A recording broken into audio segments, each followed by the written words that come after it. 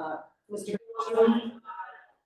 Goodrich is not here this evening. He's had a death in his family, so we offer to his family our thoughts and condolences. And we do, I'm sure we'll return soon. So our thoughts are with him. Are there any walk-ins here this evening? Yeah. Sure, yes, your name and address. Should I come up here? Or? Sure. David Lusko, 12 Rebecca Road. And just had a couple questions about the status of the seawall. Okay. So first, we just wanted to thank the board. I understand you voted to use the money from the 2015 Citizens article. Yeah. To use that for design studies, I guess. So we're just, first question is just what's the status of the RFPs to select a firm to do, engineering plans for the whole. I don't know if they've been sent out I yet. couldn't tell you, but they were close to being done if they're not already out. Okay, so that process is you send out RFPs to a number of firms? Yes. It has to be posted in public places of the Commonwealth.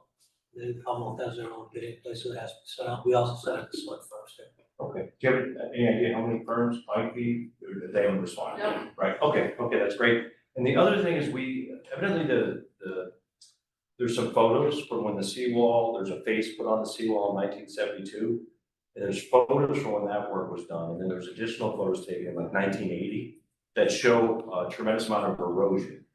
Because when the face was put on the seawall, the way the water was leaving was basically washing all the sand out from the beach. Mhm. And we think those photos would be very valuable for when a firm is selected, that those photos could be made available. Either somebody from Cedar Point could meet with that firm, or we could make the photos available, but it would sort of show what they did. They If you put in have some. any photos that you want to share, I get them to Kevin Cafferty, our DPW director, so when the RFPs go out and come back in, and the firms that all the information is shared. Okay. It's the intent of this board and everybody here to make sure that part of that RFP also includes some minor work, right? Yeah. So if anything should happen, if there's any kind of patchwork that will So also. potentially be able just to be something, done. some just repairs until you can do the full. We asked about being part of it. Yeah. Okay. All right, great. We'll follow up on that. Okay. Thank So you. the board knows we had a consultant file a notice of interest with me for what they call the brick grants, which are large grants available for this next project, so. Great, thank you.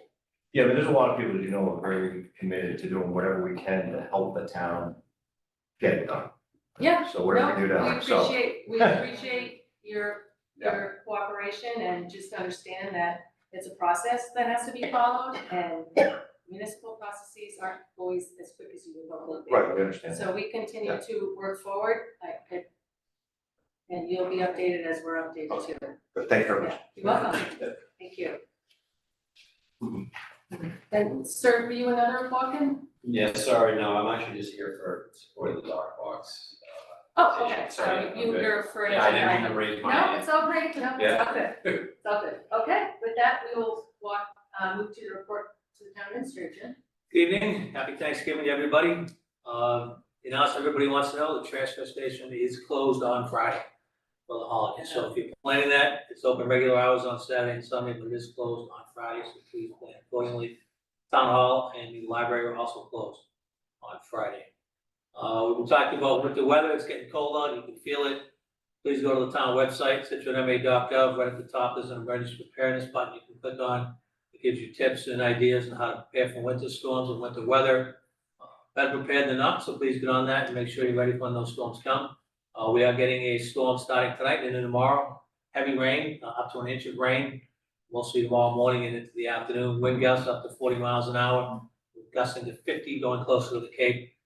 Tides aren't bad, tides at 9.3, 9.4, but we may see some flash over, so we should be prepared. And as some of the board members were talking about, we did get our first National Grid emails to our home email addresses saying, hey, just be ready. So people need to start getting ready for those winter storms. Mine of the water department office is still located here at the town hall. We work on the 3A building is proceeding. It should be a couple more weeks, Kev, I think. Before we move back down, so we do our business with the water department, please come to the town hall. Lighthouse, the lantern room is back. The raising the lantern room went very smoothly. Now the ball and spindle are back on top. We replaced those back up there. The original plan was to actually build new ones, and the company just polished those up. They look great, put it back up there. The masonry brick face is about 50% complete, that looks very good. The work on replacing all the bricks should be done by the end of this week, that's depending on the weather. The copper work's progressing from the lane down to the frame of the platform, that's the bottom where they didn't bring in copper. Final concrete pour, which is inside the lint, and they'll pour concrete around the outside layer of that lint, room to hold it in place, that'll occur next week. Last installation is projected to start next week, and then we're doing what's called pressure injected grouting, which is on the inside, you can't see that. But if you go into the interior of the tower, there are voids, not only in the brick, but where the granite is in the bottom. So we're gonna inject the ground into that to fill those voids, and have some more premise. That's supposed to be started tomorrow, the work from the ground up, they can only do so much a day. Right now, we are still on schedule to finish the middle of December. Again, the painting will probably not be done until the spring, until the cold weather. The Scituate Sister City Cape Verde Santa Catarina de Fogo Committee invites you to celebrate Santa Catarina de Alexandria, St. Catherine of Alexandria, the patron saint of Cape Verde. Santa Catarina Day is November 25th. The massive feast will be held in St. Mary's Parish on the 25th. The events from 12 to 3, sessions at 12, followed by a reception at the parish hall after the mass. Santa Catarina Day is a national holiday in Cape Verde. It's their equivalent to St. Patrick's Day, so it should be a good celebration. We do have the flags up in the harbor. They will stay for this week through the weekend, and then all the flags will be down next week for the winter season. So those flags are up. I did a DPW to get that done. Thursday is Thanksgiving, Friday is Black Friday, and Saturday is Small Business Saturday. Small businesses are the backbone of our local economy and our town, so they are owned and operated by our friends and neighbors. So we urge you to patronize our local businesses this Saturday and throughout the holiday season and year round. Small Business Saturday, the local establishments will have a variety of handcrafted treasures, one-of-a-kind gifts and unique items. I guarantee you that shops down the harbor and shops around town have something for everybody in your list, so please patronize them this weekend and throughout the year. We've talked quite a bit, we'll talk a little bit more tonight about the Cushing and Hadley MSBA school project. People should know right at the top of the website, the red banner is a link to information about that project. So if you have questions, please click on that. That project is coming sooner than people think it is. Right now, it is scheduled for a special town meeting and a vote in the spring. So people need to start educating themselves what that project's gonna look like, what it will mean. Finally, the food pantry is grateful for all the donations that they received. They're deeply indebted to the generosity of its donors. Every week, the numbers keep going up, especially with the cold weather. Right now, their most needed items are clam chowder, canned ham, baked beans, canned fish, except tuna, healthy cold cereals, rice pilaf, sloppy joe, white beans, decaf coffee, and that is it. Items can be dropped off at the food pantry during normal hours. I'll put the bins behind the old gates. Scituate Library, Village Market, and Shaw's also collect for the food pantry. And TKs. You don't have the TK's will have the turkey trot on Thursday morning, and the entrance for that is donation to the food pantry. So please help the food pantry to do very good work, and they need your assistance, and that's what I have for tonight. Thank you, and I will say that the food pantry is very appreciative of your weekly call out because they do see those specific items come in, so great, thank you for that. Does anybody have any questions for Jim, Susan? I do, do you have an update on the Wi-Fi? Contract? I'll have to Remember check you with. said they were gonna call back, they were. Yeah, they're back. Yeah, I'm still not having a response, so I'll have to put another RFP on. Karen? Yeah, just a question about the White House. Is the scaffolding coming down, or is it gonna stay up to do the painting, or do you not need a scaffolding? The scaffolding will probably come down for the banner, I don't think we can have all in there. I'll double check, but that should come down. It's Don't not- go down for. They'll use probably a lift for the painting. And the Historic Society has not come up with when they want to do a relighting. Last time I talked to Bob Chessie, he was saying they might wait for the spring. Well, May is a date that I think has some significance for the White House, but we have a ton of historians who know all that, so it's probably a good time to do this. But it just won't be painted. I'm hoping we at least get a base coat on it, so we don't go the winter with 4 feet of red brick at the top, but it is possible that we won't get it done. Patience and that's it. Karen? Okay, nope, right, good. Okay, with that, thank you, Jim. We'll move to our first scheduled item, which is to discussion about the awarding of a contract to Heritage Strategies from our historical commission. Doug, do you want to come up, Doug? If you need me to answer any Doug questions. Smith, come on up. yeah. I mean, we do have the backup here, if you want to talk a little bit about it. I did see that you put it out to 3 different providers. We had 3 responses, so I guess what I'd love to know, maybe Nancy can help you out here, it looked like they weren't the least expensive. So what differentiated them, really? Sure, that's a great question. Yeah, I think the differentiator was the ability, they've done reservation plans in Massachusetts, they've done excellent work already.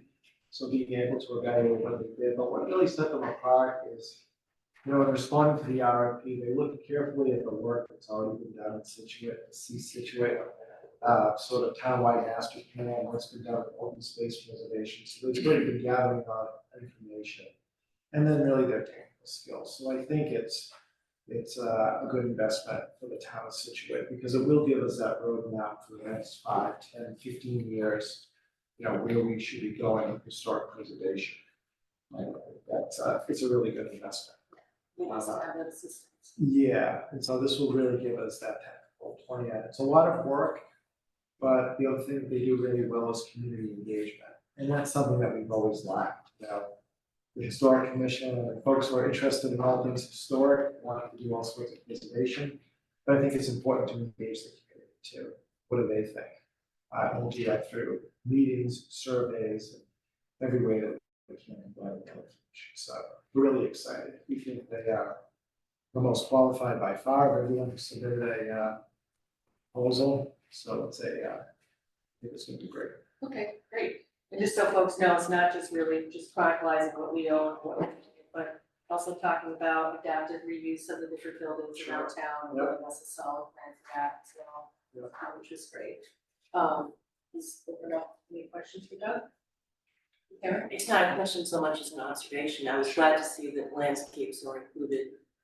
Yeah, It's, we all tend to think of buildings as being the historic part of Scituate, but there are landscapes and parks, and I won't go any further than that, but deserve protection and acknowledgement that, they need to be protected and preserved. And I'm happy, I don't think people realize it, and it's probably, I'm on this implementation committee for the master plan. However, there have been so many things that have come before this board over the past year that are directly coming out of the master plan. And it's good to see all of the committees, including historic, to, be mindful of the master plan because it's very ambitious, but this alone is a very important step. So it will build upon that work Yes. that's already been done. That was really important. I mean, the work that was done on that master plan, I think, really really good too. yes, It was thorough, it was well done, it really does give us a roadmap out through 2040, and this is just an addition to that, so it'll be very helpful. Thank you for doing that. that's, so thank you. Thank you. Susan, did you have any questions for I Doug? didn't have any excellent proposal. All right, do I have a motion? Oh, let me ask, are there any questions in the audience? Sorry. Don't see any. Yeah, Marty? Move toward contract to Heritage Strategic LLC of Birch Rundville, Pennsylvania for community-wide historic preservation plan in the amount of $50,000. Moved by Ms. Karen Canfield, second by Karen Connolly, all in favor? Aye.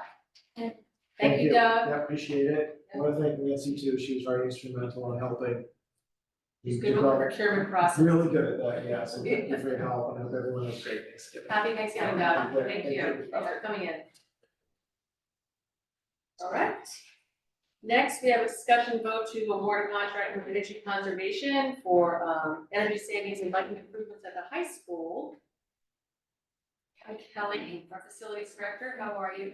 Great, good evening, everyone. Good to see you. Nice to see you, thank you. Looks like we're going to be putting in some LED lights over at the high school. Yes, so this is to discuss and request approval for a contract with Energy Conservation, Inc., who does a lot of our energy saving contracts with green communities, green communities, money, some of it. And would be the 4th in final phase at the high school. And we will be completely LED over there after this phase is complete. I think it's about 5 classrooms and the rest of it is, some offices, restrooms, and car. I think it's about 460 fixtures. And so it'll be all LED, and then the high school will be all LED. So the contract request is for $99,000. The total project cost is $124,000. National Grid's incentives is $25,000. And that would result in the grant award of $99,000 to complete the work. We're hoping to start in a couple of weeks. Just getting that stuff. Is this has this been like an equal amount? You said it was 4 phases, phase 4, was it all pretty equal? So we annually request for money from Green Community, and whatever they give us, we are able to work with. And you have a kind of idea going into it what you can get, so yes, it's been pretty, I think the first phase was a lot more money. But this is the final phase, it's all that was left.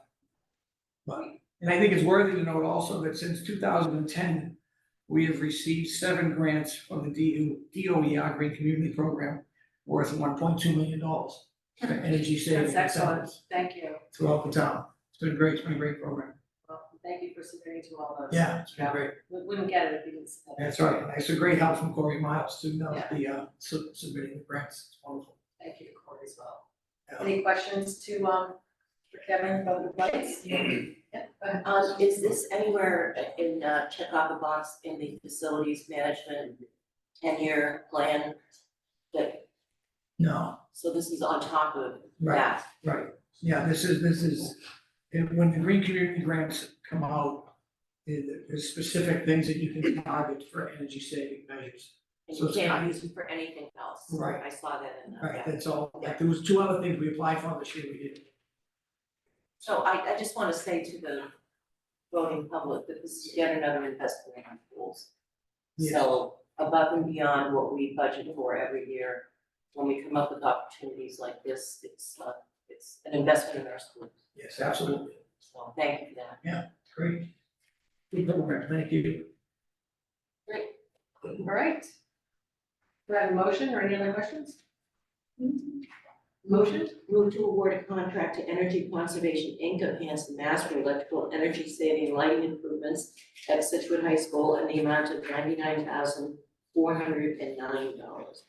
Motion moved by Karen Connolly, second by Karen Canfield, all in favor? Aye. Kevin? Thank you very much. Happy Have a nice Thanksgiving. holiday. Thank you, you too. Thank you all. Go safely. Yeah, thanks.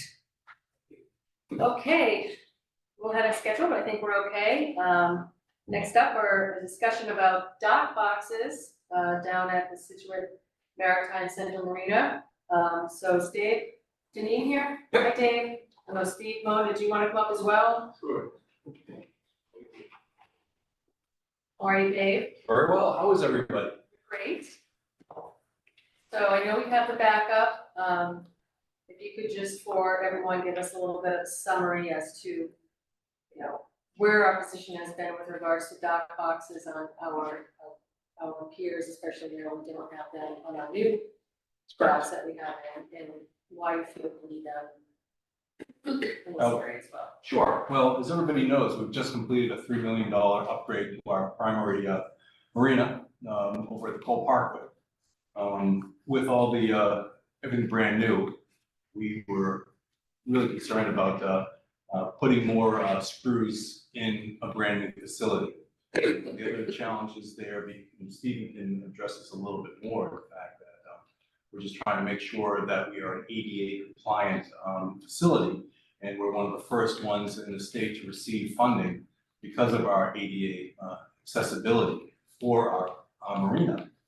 Now, on the other side, the docks are a lot older. There's not much security over there. And it's a height to a lot of the users who have approached our waterways commission with a petition to try to see if we could work with them and try to get some type of a dock box there, some type of an amendment to the current rules and regulations. And it's a bit of a hike for folks to get up and down there. The docks are a little bit wider, so there's no ADA compliance issues. And we wanted to try to, our goal is to try to help out the users of the community. And it's something that they were all pretty, they really wanted to try to see if we had the ability to help them put some dock boxes there. That would be under the control of the harbor master. There'd be a fee assessed, and what we have done, and hopefully we've had a chance to read our amendment, and it basically, we sort of worked with the users over there to come up with some rules and regs that would make it a feasible document that sort of crossed i's, dotted t's, or vice versa. But really just to make sure that we're trying to help the users over there and make it a little easier for them. So a lot of discussion back and forth on what's right, what's wrong. We're a little bit concerned, and Stephen probably mentioned too, about if we have them over at the old location, whether or not they're going to be coming after us in the following year for the new facility, which will have a couple of years under its belt. Right now, we want to see how it goes and see if we're able to really help the users of the facility.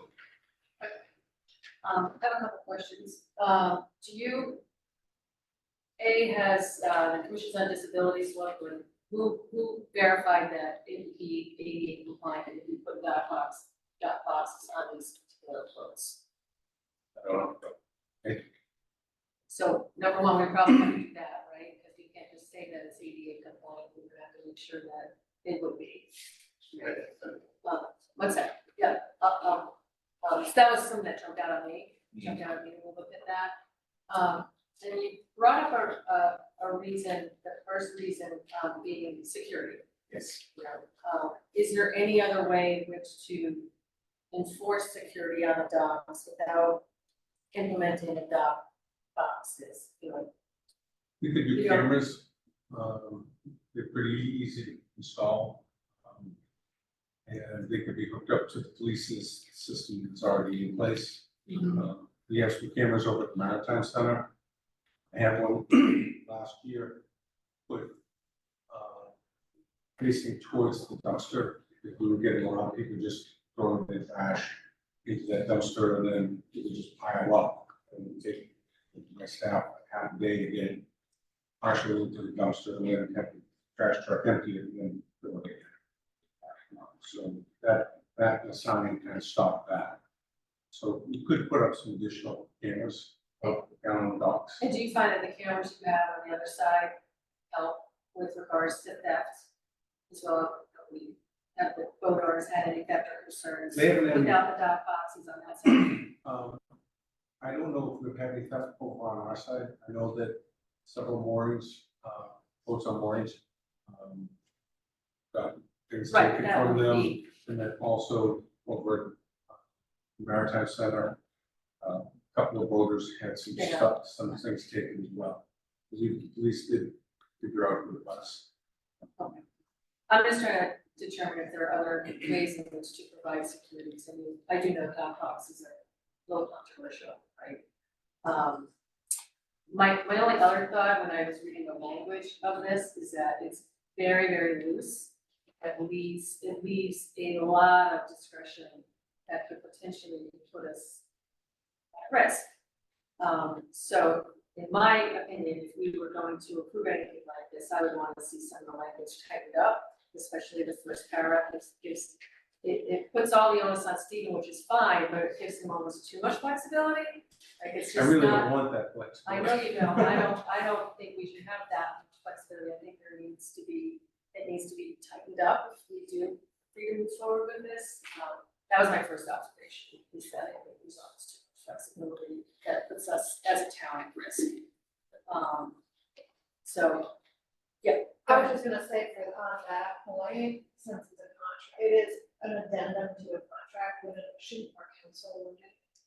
Yeah, but this isn't an addendum to the contract, the contract is to our rules and regulations, right? That's right. It's in our Oh, rules it's and in the regs. rules. Yeah, it's our It rules and says regs. Waterways Commission to create an addendum to the 2024 marina contract. So I guess we need to understand. So is that what this, it's for the rules and regs, right guys? Yes. For the rules and regs. This is, Waterway brought This is from one of us.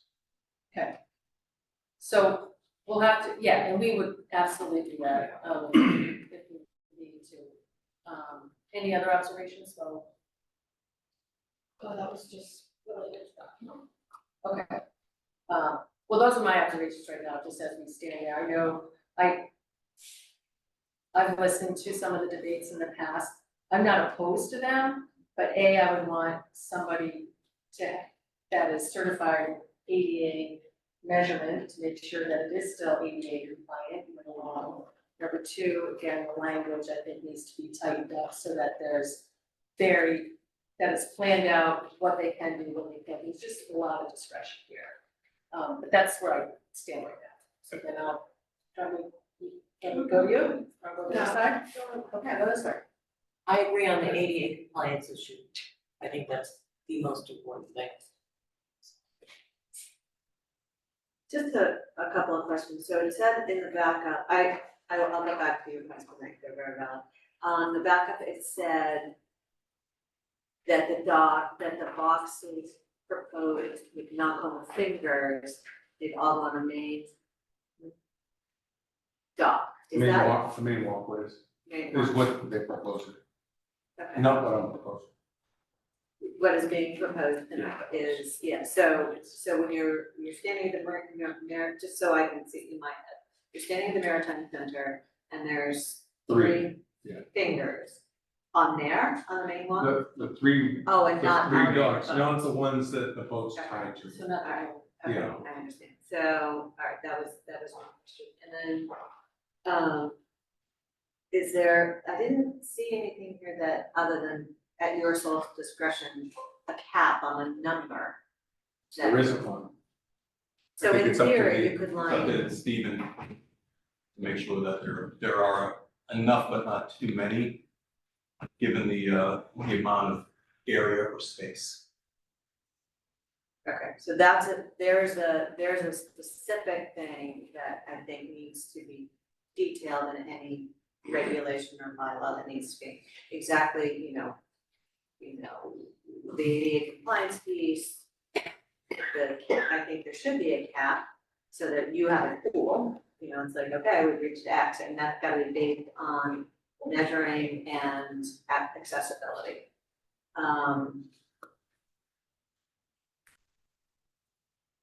Would we need well, it says it's sole responsible, do we need any indemnification language in there? I mean, you've heard really one of the main issues is you're putting all on Steve and you get a dock box and you don't. Mhm. And that's what Marvin said, I think there needs to be better language to say where you can put them, how you can put them, how many they can be. So I that, get that, maybe there's a lottery. but we just spent a lot of time talking about arbitrary pressure standards, and Right. that's what you're opening Steve up to when he said, you can have one, you can't. Well, you just turned me down because I have a blue boat, or you turned me down because it's just a little wide open along those lines. So the language now says first come, first serve, we get the intent because, but you need to find, how do you apply, when what's the deadline?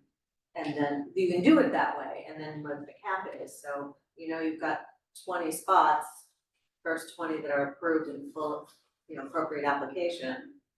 Yeah, there's a lot of homework that needs to be done. Now, the bigger question of, explain to me the value, I mean, I'm a boater. I keep all my stuff on my boat, I don't have a dock boat. What is the value that we would be giving residents to allow this? But what I've been told by a lot of the users over there, they have a lot of equipment that they're able to be able to lock up. The distance from where they park their cars to get down there can be a bit of a challenge and a bit of a hike for them. And they just like having the convenience to be able to have equipment in the dock box and not stored on their boats. That's what they've asked us about. And are there other marinas, do the other private marinas have dock boxes? Some do and some don't. Those are my questions. These are like lockers, yeah. They're little chests. Lockers do create problems sometimes, so Is anyone gonna be policing what's going into these dog boxes? They're locked, it's hard to, ask someone to unlock their lockbox.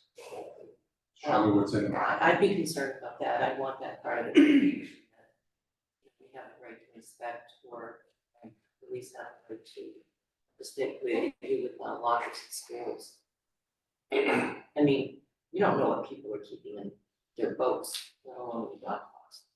And I voted, but I wouldn't consider myself a voter, so if this is important for people, I agree, we just need more.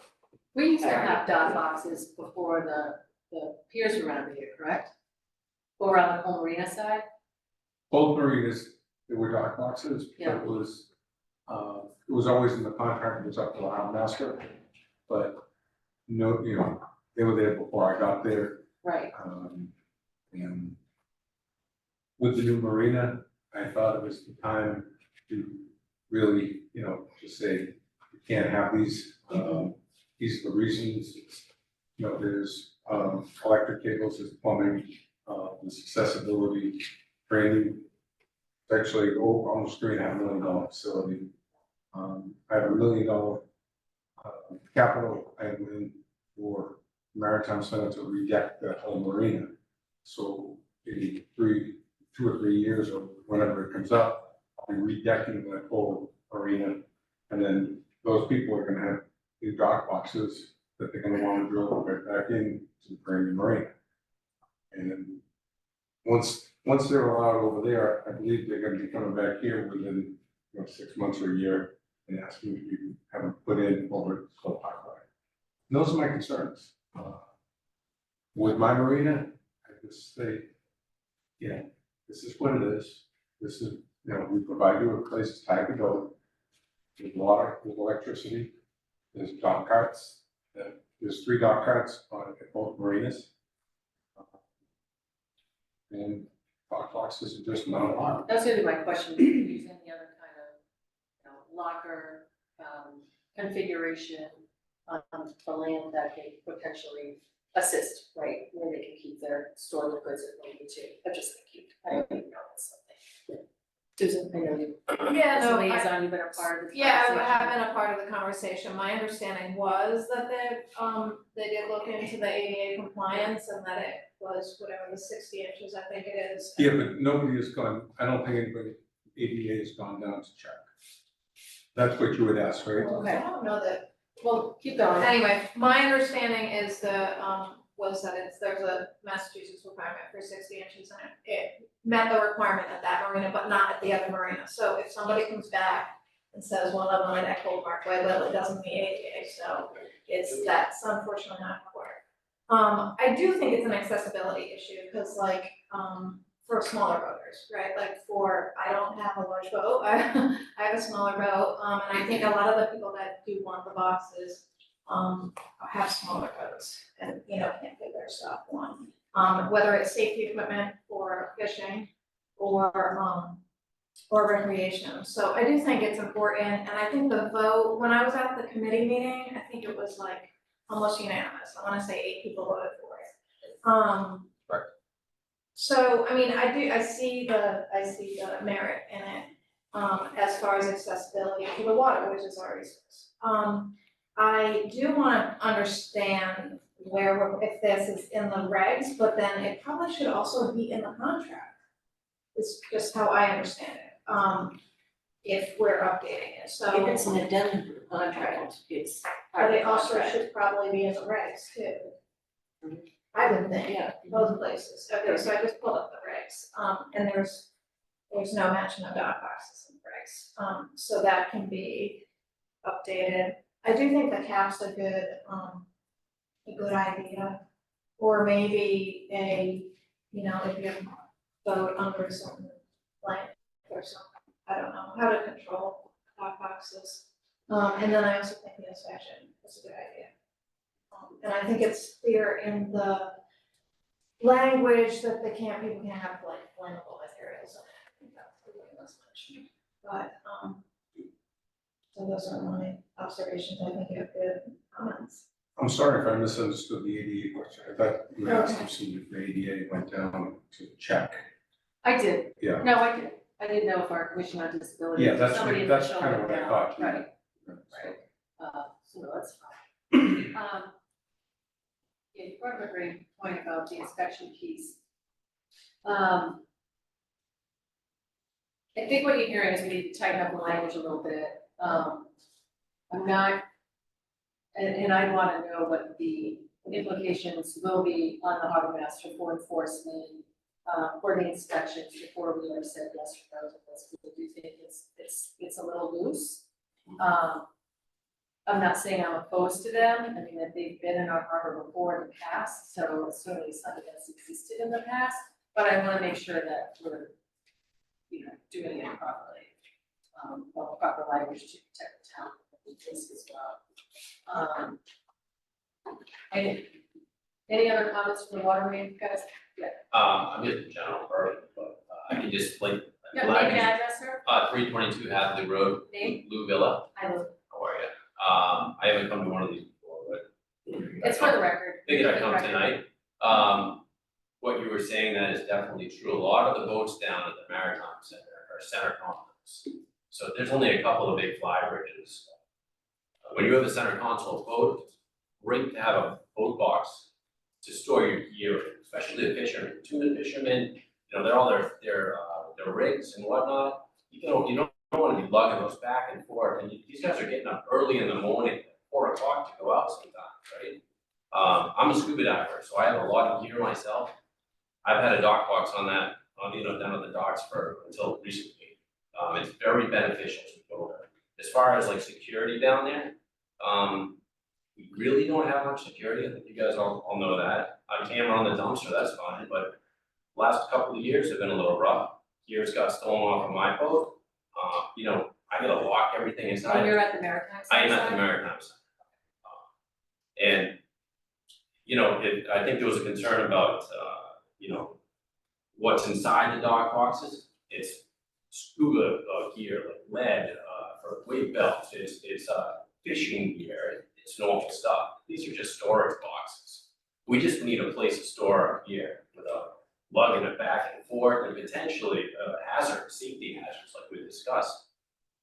So I think it's like an easy issue to deal with. I get all the concerns. They're extremely valuable to the boaters. Think about if you have a center console, there's like barely any space on those boats. You can't store stuff on there. You can't keep your rods on there. There's no way. It's not like you put a rod in the dock box anyways, but other fishing gear, there's a ton of gear when it comes to fishing, diving, going out to the spit, any of that stuff. It's very, very beneficial. So it had the full support pretty much of the waterways. Went to all those meetings. I just hope you guys can see the way to get this done. It's definitely a good thing. Thank you. Yeah, thank you. And just correct me if I'm wrong, so these dock boxes would be owned by the boat owners. Right. So you would like by lottery almost be like leasing a space, if you will. So we would have to designate the spaces and also the dimensions. And then it's at the owner, so there's not any other additional fee, right? I'm just trying to understand, there's no additional fee for them having a dock box. We agreed that there could be an additional fee if you do have a dock box, if it's $100, whatever you guys think is So right. we need to map that out too. Right. Yeah, and they're standard sizes, the dock boxes are not big, Okay, I think we got that out there. Dave. Yeah, Dave. Yeah, I just want Yeah. to, David Sikowski, 29 Box Land, and also part of the waterways. Just, I want to say on behalf of the boaters on the side of the Maritime Center, they have attended every meeting we've had since September of 2022. So there's a lot of effort there. They filled out a petition, and while no one in this room is an ADA compliant expert, we did look at what the state has to say, and you could have two dock boxes side by side and still pass the requirements. So I certainly agree with you that it should be someone certified in that area, but there is quite a bit of space there. And we have had some issues with security. Scituate Police have suggested that our lighting is inadequate and these things need to be taken care of, but the dock box is something they've been using for the last 35 years, and I think it would be a nice thing to give that back. Thank you. Okay, thank you. We do have a commission on disabilities. We do have experts in this town. And those laws and rules are changing all the time. So you may go to the state of Massachusetts website and you may think you're getting the right thing and you may not be. But we've been involved with a couple of citizens complaining about various accessibility issues and found it most beneficial. One of the members of our Disabilities Commission actually works for the Mass State Office of Disabilities. And we did have the commissioner of the State Office of Disabilities at the groundbreaking, the Ribbon dog cutting. opening, ribbon cutting.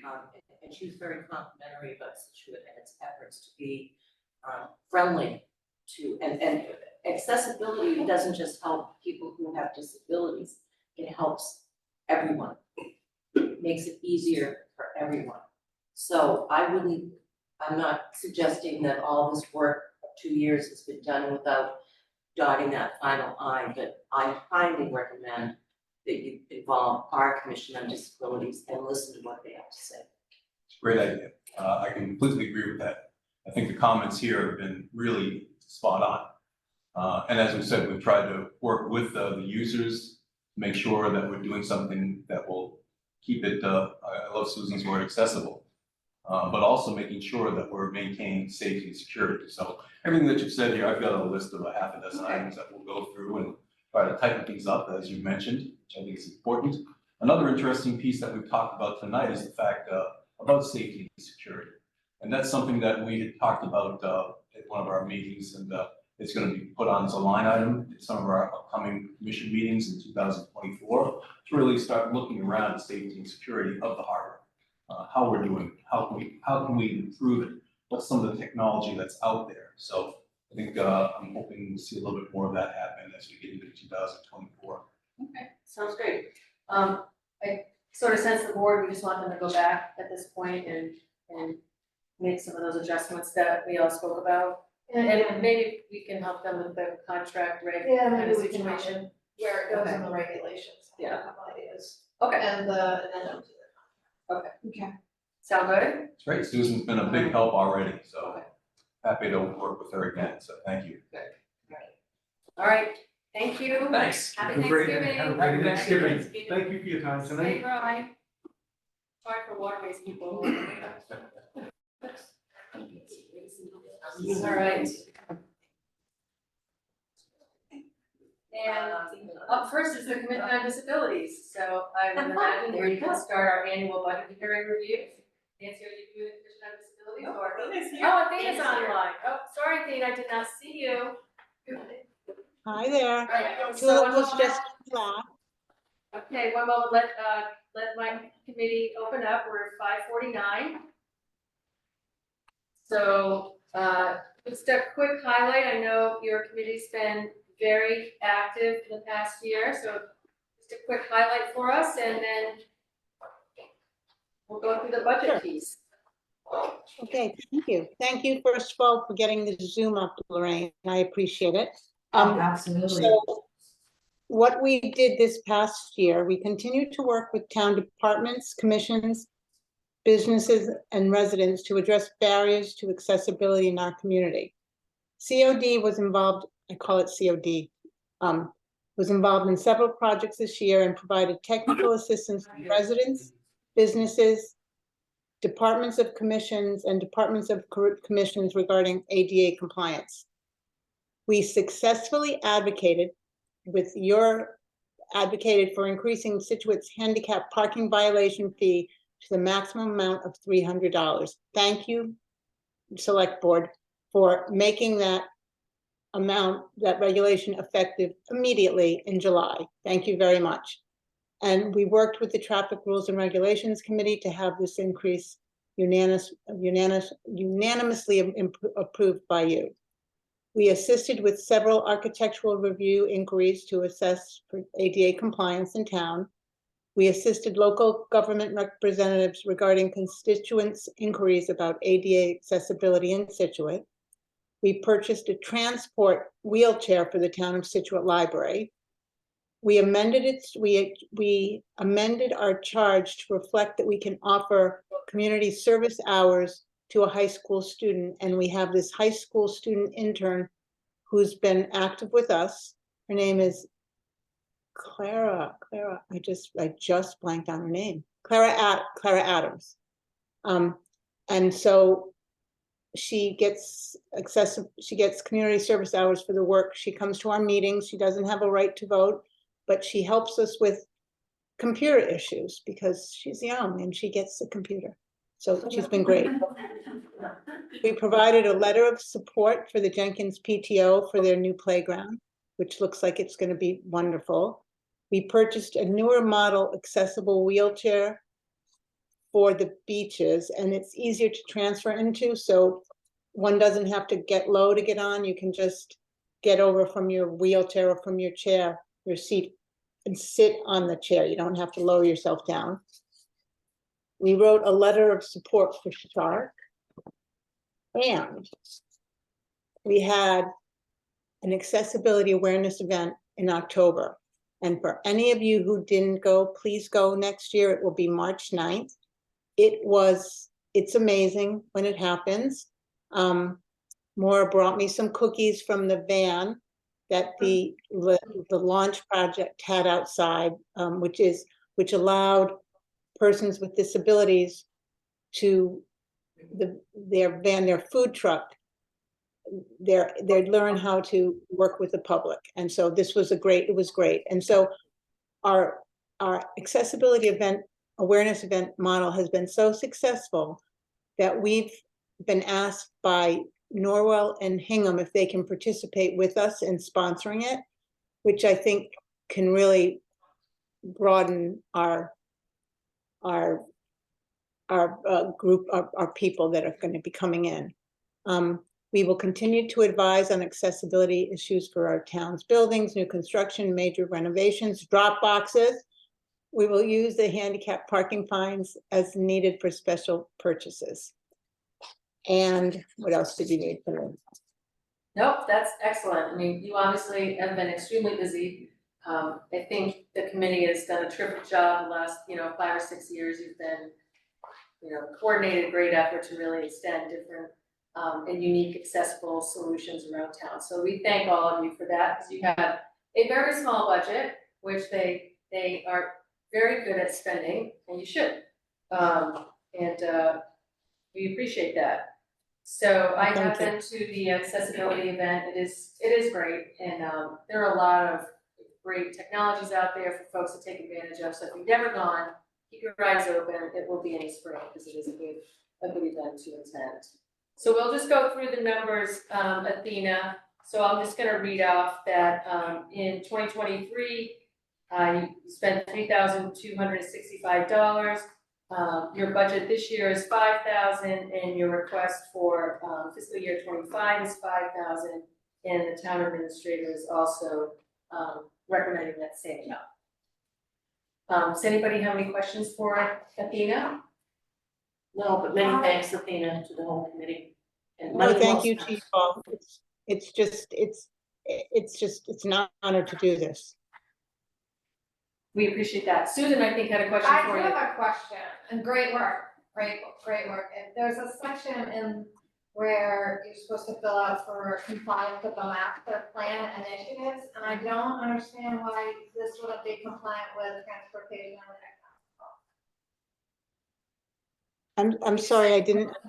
Sorry about that. Would be. So the section where each area is state, there's compliance with master plan initiatives for the 25 budget cycle. And for that, you check none of the above, that you provide information and advice.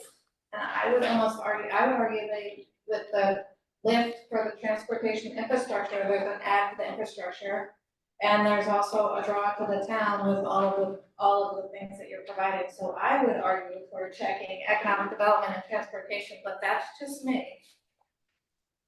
Well, then I defer to your expertise, because I was just given the form and I thought, oh, I don't know what we do. We just help figure out how to help people make it easier to get where they want to go. Right. Don't worry about it. Great job. We can amend it. We can amend it. All right, anything else? Thank you. All right, Athena, thank you for joining us, and, as you know, we Thank you won't very vote much. everything tonight, but we'll be reviewing everything, and happy Thanksgiving. Thank you, and to you too. See you soon. Thank you all very much. Bye. Bye-bye. Bye. All right, next is, Department 141, Joe. Ito from the Assessors. How are you tonight? Good, yourself. I'm great. I was reading about all the work you have before you in fiscal year 2025, so you look like you're gonna need some resources there. It's gonna be a challenging year, but your board and, the administration have always been very supportive. I truly appreciate it, and I know the board of assessors do as well. We appreciate all of that, your staff does. You have to touch a lot of different properties with the use of your staff, so it's a lot of work. So if you wanna just highlight a couple of key areas, and then, maybe some of your challenges that you wanna overcome, and then we'll go through the numbers, does that sound good? That sounds perfect. Okay. As you, I'm sure know, this year was a revaluation year, which now occurs once every 5 years. But unlike 10, 15, 20 years ago, there's not much difference between the revaluation year and an interim year. Every year, we're required to analyze the sales and produce market value assessments. The only difference is you have the DOR looming over your shoulder the entire process. So that's a little intimidating, but it worked out very well, especially since we had some a turnover in our assessing specialist positions. We had that vacancy for about 4 months, and a little nerve wracking, but Mary Sprague and Jay Frank picked up the slack. I'm sure Nancy helped me many times. Karen, my wife. And is that filled out? It's been filled, it was filled this summer by Annie Kelly from the building department, so I stole someone from Great, Bob. okay. So it all worked out. Spread it opening something else, huh? Yeah, but we actually, with that little bit of adversity, we still conducted 1,400 in-house inspections. We contracted out 600 inspections. With that volume, it helped us buy a few more years for having all of the homes in town inspected within the 10-year required period. So that's what this budget will address. We took about the numbers in a few seconds.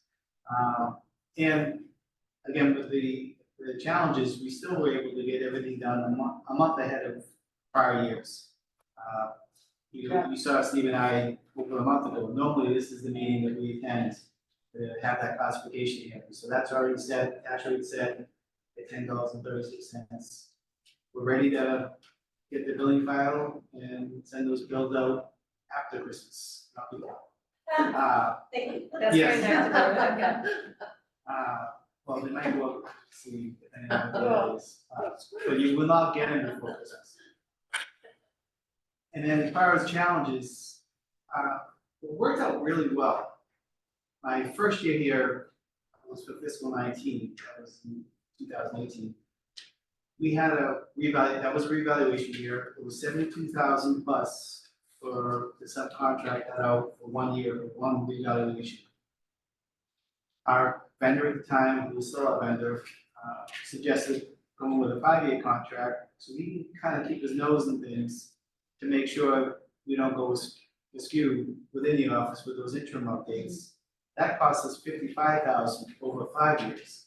So we got a revaluation completed along with 4 interim updates with the help of this consultant for less money than we paid for 1 year. And so the biggest challenge is going back out and doing another 5-year contract, which I strongly recommend. It's great to have 2 different people, myself and this consultant, working on the values at the same time. He's a valuable resource. Also, it keeps the cost down on that back end 5 years from now when the next revaluation occurs. So the biggest challenge to me will be hopefully maintain our current vendor, but it's a procurement process. Prices come into play. But as far as quality of service, I think we've got excellent quality of service. And also, in addition to that, we are mandated as one of the directives from the DOR as a result of this revaluation to complete 3,000 inspections within the next 2 years. And not just regular, drive by, snap a photo, keep on going, not that we do those, but, this requires, these The are walk considered requirements. measuring lists, trying to get inside, measure the outside at a very minimum. And, near map, which is basically Google Earth on steroids, is a measuring tool that we use from flyovers, drone flyovers that occur at least 3 times a year. That helps us go out in the field with already a sense of where the problems may be with the measurements and so forth. So it helps speed up the process, but getting those 1,000 inspections done in-house and 500 with the consulting firm over the next 2 years to meet those directives from the state. Even though the reval is over, they had a directive that said, we're gonna check back in 2 years. So this budget does address that. Want to keep you busy. Just, it's all right. It went well. So you outsourced that as well, Just, we still wanna, the measurements? we try to do a majority ourselves. We You do? did 1,000 last year ourselves. Well, actually 1,400 inspections, 1,000 were in-house measurement lists. And I don't see why with the staff that we have, we can't do that again this year. So that means we can basically do 1,000 every year in-house. So hopefully, after we catch up and get those 3,000 done, I can wean off the consulting services for outside services on inspections. But for now, I'd like to keep everything the same, and what I submitted was a level service budget. Yep. Okay. And really, 2/3 of the increase in my budget is salaries. One step increase in contractual estimates. And then it's really all technical So this is services. the technical services. It's all technical services. The first one, the map updating went up $500. I try to keep it lower than that, but I think we got more than our bang for our buck in the earlier years when they gave us a firm price and we had all the development that was going on.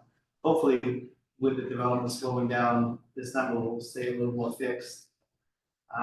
The big increase really overall out of the $7,300 increase in technical services is a $4,000 increase on that annual update of values, going from $11,000 a year to $15,000 a year.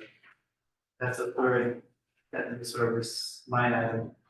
That's based on an estimate from our current consultant for an annual update, 4 years and a revale in the 5th year, of $14,300.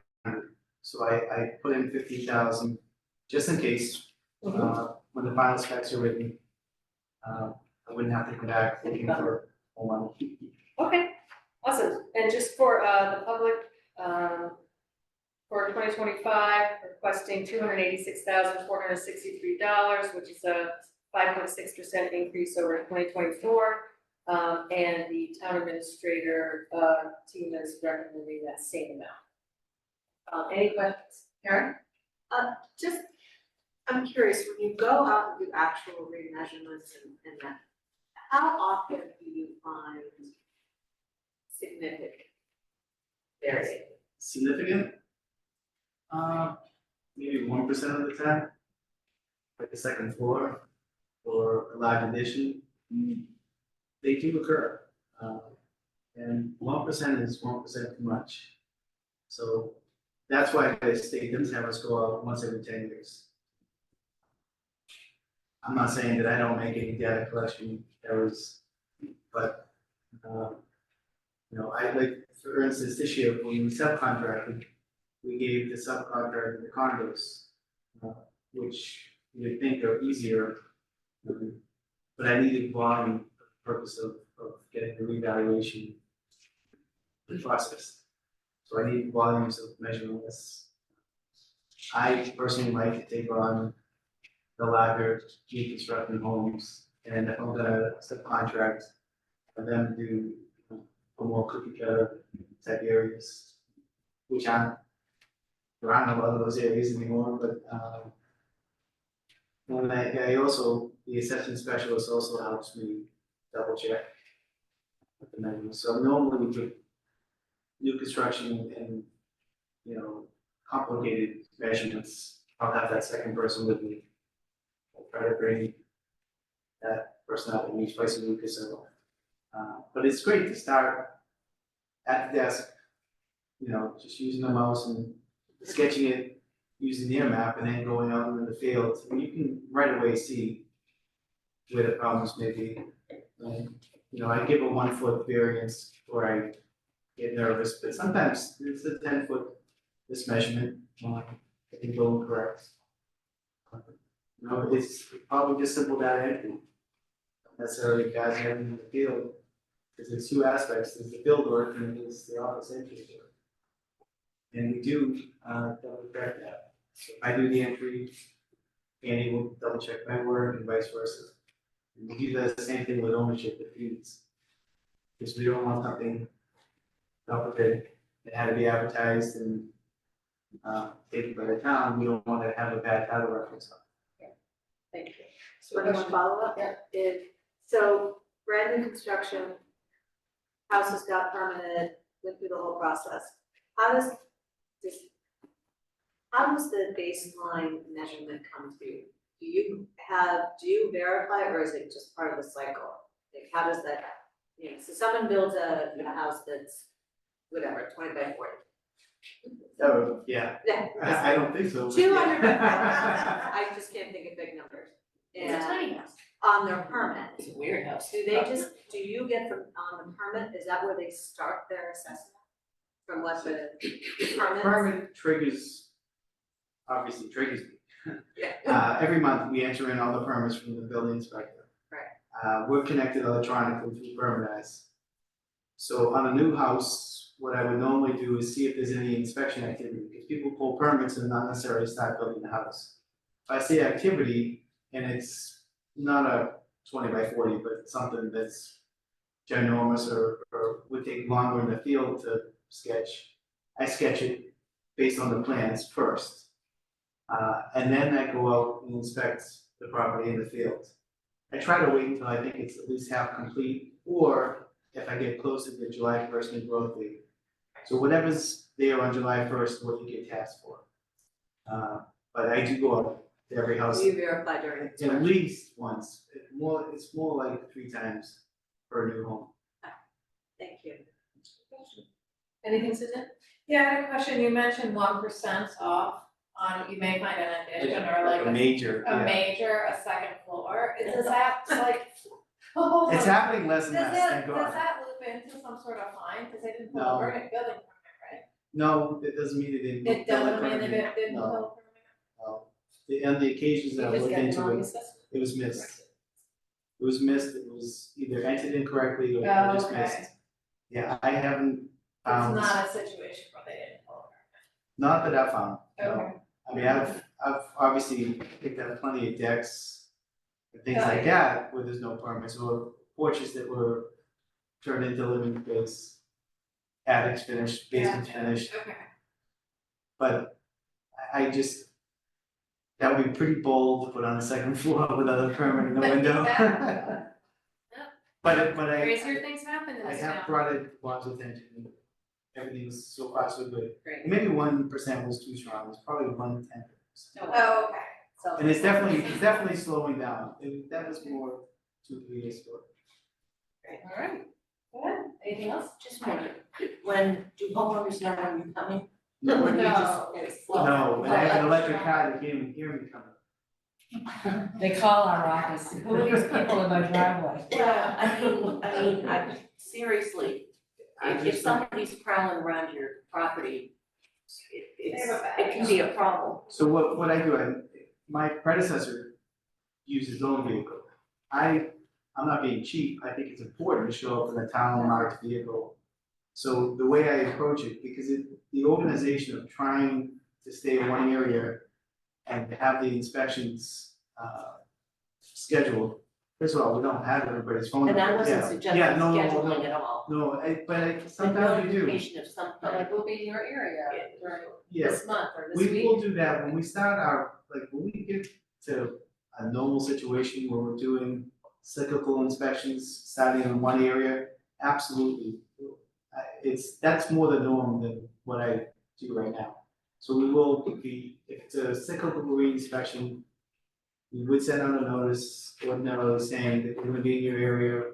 If you have a particular time, we would try to accommodate, and we did that, with the condominiums. We sent out a blast telling people that we're gonna be, inspecting condominiums. And if you'd like to schedule an appointment, great, and we'll try to work it out. But my procedure when I'm unannounced is to pull up to the property, so the car is visible, go straight to the door, normally take a picture, then go straight to the door and announce myself. And there are a lot of ring bells, so Right. I am able to announce myself and all that. If no one's there, I would proceed to measure at least two sides of the home, try to get a picture of the back, and then take off. Thank you. Are you inspecting inside houses now too? I will if they'll They'll allow let me. you in? Yep. Yeah. Well, thank you. Thank you. Thank you to your staff Okay. and, everybody, and happy I'm very lucky to Thanksgiving. have the staff I have, and a great board, and a great academy. Well, we appreciate you coming in and happy Thanksgiving. Thank you, you too. Okay, thanks so much, Joe. If any of you want an inspection, just let me Okay, next we have Jesse Finney, our library director. It's number 610 for everybody. Hi, Jess. Hi, how are you this evening? We're good. So I know you're very busy, your staff and everyone, some good analysis that you've shared with us as well. So I think, if you want to give us a little bit of a high level, I don't think we have to go through every point, because like I said, you've accomplished so much. You're always adding more and more to the community and the services, and maybe focus a little bit on the two positions that you're requesting and how you feel that will impact your service level. Yeah, Sound good? absolutely. First, with your permission, I'd like to make one short announcement. Sure.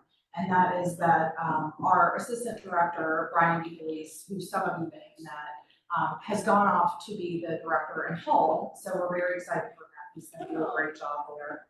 But we were, also extremely excited, because Ann Lattendahl has expressed interest in the assistant director position. She is now being made assistant director. Well, congratulations to all. That's great. So she's been in town for 13 years. We couldn't be happier to have her in this Oh, role. great. Congratulations. Thank you. And it's good to, good for you for training someone that could rise to be a director, so. So thank you so much. I'm not gonna go through my goals and objectives too much. A lot of them are related to potentially being able to add staff. The one thing I'll say is that we are trying to find how to best support some of our, what I'll say, newer patrons in the library, those folks who were sent home during COVID and have never returned. So we have a lot of folks who are with us, for a full day, or at least part of their work day, or they're utilizing the library for meetings. So we're really trying to work with the group of people to find out how we can better serve them, because they have some sort of unique needs outside of typical library patrons. And I just wanted to mention some of our highlights and some of the reasons why, we would like to ask for additional staff. I did provide you with a handout that sort of gave a really broad overview, but just within the last fiscal year, library visits increased by 15%. So almost 113,000 visits in this most recent fiscal year. Meeting and study room use, like I'm talking about with these folks and using the library in a different way, have increased by 35%. Computer use, this is a little bit of a surprise to us, increased by 20%. We think, with inflation, a lot of people are coming to the library to utilize our printing and Wi-Fi and all of that stuff. One of the reasons why we're asking for one position in particular is because, especially with youth services, that area has just exploded for us. from the start of, when the new and expanded library opened, but even after COVID, we've seen a large increase. So, during COVID, we have to look at our statistics a little bit differently. But we have 2 fiscal years now that we've observed that really fell completely outside of COVID restrictions. The first year that it happened, I had to look at it and say, maybe this is a blip. But we had an increase of 22% usage of the children's collection and 30% increase in the usage of the teens collection. So congratulations to this town, we're raising readers, it's incredible. And we love that, but we can't keep pace with the increase in the collection and the programs that have taken place. It's very hard for us to continue to offer more than what we already do now. And so, we would love to add new staff. We have been, requesting new staff for some time. One of the things that I put before you is just to sort of show you where we fall in comparison to other libraries. And I really say libraries that are most similar to ours. So most similar in terms of the population that they serve, how many visitors those libraries get, and the size of their community and their location. They're all mostly South Shore towns. Yeah, that was helpful, thank you. Sure. It's on page 43, if folks are just trying to, tell you. So basically what it shows is that we have the least amount of staff, but we are open the most amount of hours of these libraries. The only library that really even comes close is Marshfield, and they, they don't have the same size building, it's a very different space there. But, it's very challenging to provide a high level of service to folks when you just can't meet the need. We're often asked, well, why don't you do this thing that other libraries are doing? A lot of times we hear that about Hingham in particular. Why aren't you doing this thing that Hingham is doing? Well, Hingham has 26 full-time positions to be open 51 hours. So they're just able to do a lot more with the staff that they have. And for us, where we're seeing those increases in youth services, we would love to hire a head of youth services, somebody who would supervise both the children's and the teens positions, and would really provide like a broad level of overview of both of those departments, but would also really specifically cater to the school age population. So while our libraries in the schools do have librarians, they're not professional librarians, which means that they do a really great job, but they're just not able to meet all of the needs of those students. So we do still have a lot of folks who come to the library and really utilizing that as their primary library. So we're doing a lot of work with school students, but we're also working with homeschool students. We're working with students from Enley, and they all have, school age students have unique needs that are very different from preschool age children. And right now, our children's librarian spends a huge amount of time meeting the needs of that preschool population because that's so critical to what we do. Those are the folks who are with us from 9 to 3 every day. So we really feel like it's a critical part of our mission to foster early literacy. But we think the school age population is just as important, but we just can't meet that need. We have the teen person who is fulfilling that need at the middle and high school level. And again, the children's librarian is really managing that preschool early literacy piece, but we're just not able to meet the need of that school age population as well. And that's a big chunk of the population that we're Jesse, is the teen role, is that the adult services library, is that the end? No, so it's not a professional position, but it is, it's One of your the person who designated serves. staff folks? Yes, Okay. exactly, so Gotcha. 5th and up, or 6th and up. Okay. Sorry to interrupt. Oh, that's okay. So, that's one of the positions, and I'll say that's, in my mind, it's the most critical position, and the thing that would really help us move forward. The other position that we ask for is an outreach position, and that's important to us just because it would allow us to grow. So right now, we have many people who manage social media marketing throughout the library, which is great. It allows us to market for our services, but it doesn't provide sort of a cohesive package that we would love to be able to, that branding that you want people to recognize when they think of an organization or an institution. We're just not able to do that. Beyond that, however, we also would love to have more volunteers in the library. We currently don't take on any tax abatement volunteers. It's not because we don't want them, it's because it takes time and supervision and scheduling and training to take on volunteers. And we simply can't put that on anybody's plate right now. And so we would love to have somebody who would be managing that piece as well. Also, a person who could potentially be going out into the community, so providing outreach. That's a struggle for us right now because we are very focused. We have 4 service points in the library. We always have to cover, we always have to staff those service points. So that's really our primary focus. It's hard to break away from that to go outside of the library. We really have to think carefully about the schedule. So, again, it's really about our ability to grow.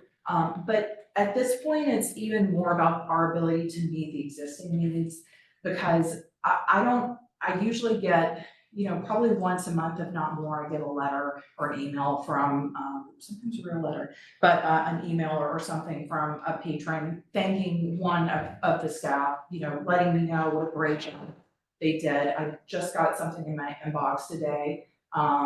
There was, a difficult confidential situation going on at the library, and my staff were able to work to find a private space for these folks. And they really appreciated that. So I don't hear a lot about the library is not doing this well. I hear, can the library do this? Can the library take this? And are you willing to do this? And I've said no so many times in the last year and a half that I've actually started to keep a list of things that I'm saying no to. Well, you actually raised, an interesting point when you said that a lot of private people are using the library for their meetings. Like, is that really our role? I mean, that's what WeWork is for. That is, they're a professional. No, I'm just sort of talking. I'm not saying that's what you think, but you had mentioned that there are a lot of folks that were COVID or back and were in the library. That's what I interpreted as. Is that really what you should be funding as taxpayers, right? I get it that they're there to work, but do we need to add extra space for them? I'm not lying to you. But, anyway, just a lot of different requests, I'm sure do come your way. Yes, and a lot of those folks are studiers. We actually have one of the social workers in one of the rooms right now meeting with clients. So there are things happening. None of the meeting rooms are used for any of this. We have a very strict policy for our meeting rooms, so anything that's private is taking place in study rooms. So just want to make sure of that. And we don't have private meetings in the meeting rooms. Okay. And to grow down after an hour. Okay, so I do see that your about $232,000 increase over 2024, which is primarily personnel, right? The 2 positions. And then the TA is recommending $1,231,449, so really a 6% change too as well. So I'll let the board ask you some questions, I'm sure, if you're okay with that, if you could. As you know, we have a lot of departmental requests across all town departments, so the board's gonna be looking at everything in total and then review everything at the end to see where we can help or what we need to do. Questions, Jesse? That answered my question, Okay. because I don't think, I think we're gonna have to look at this, the big picture, because it's not gonna happen without significant potential increases in taxes. So, and I guess I would say that in terms of the outreach person, if you had to choose, I would assume you would choose someone who was focused on servicing in the library, rather than looking to go outside of the library, so, that's all I would Sarah? Absolutely. No, Jess, thank you so much for, all of of course, the well-documented, examples of how we stack up against other communities, and, you know, it is remarkable how much is accomplished with the current situation.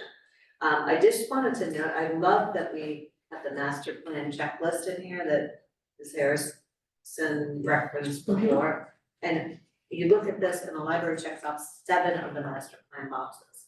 So the mission is not, it's not entirely just patrons of the library, it impacts the whole community because of the resources that the library have. So I think as Connolly has said it, I mean, you've fully demonstrated the need. And I know that the trustees and the friends are all in support of adding these services to folks. So we will take that all into consideration. We've got a lot, it's gonna be a tough year this year, trying to have way services. My question, that was a long introduction to the question. If the budget does not support adding people, do you project that we will have to reduce services in some way? And if so, in what way? So I do think that it's not something I think that we would want to do, and certainly I don't think the community would be pleased, but a reduction in hours is a possibility. We are open more hours than we're required to be by the state.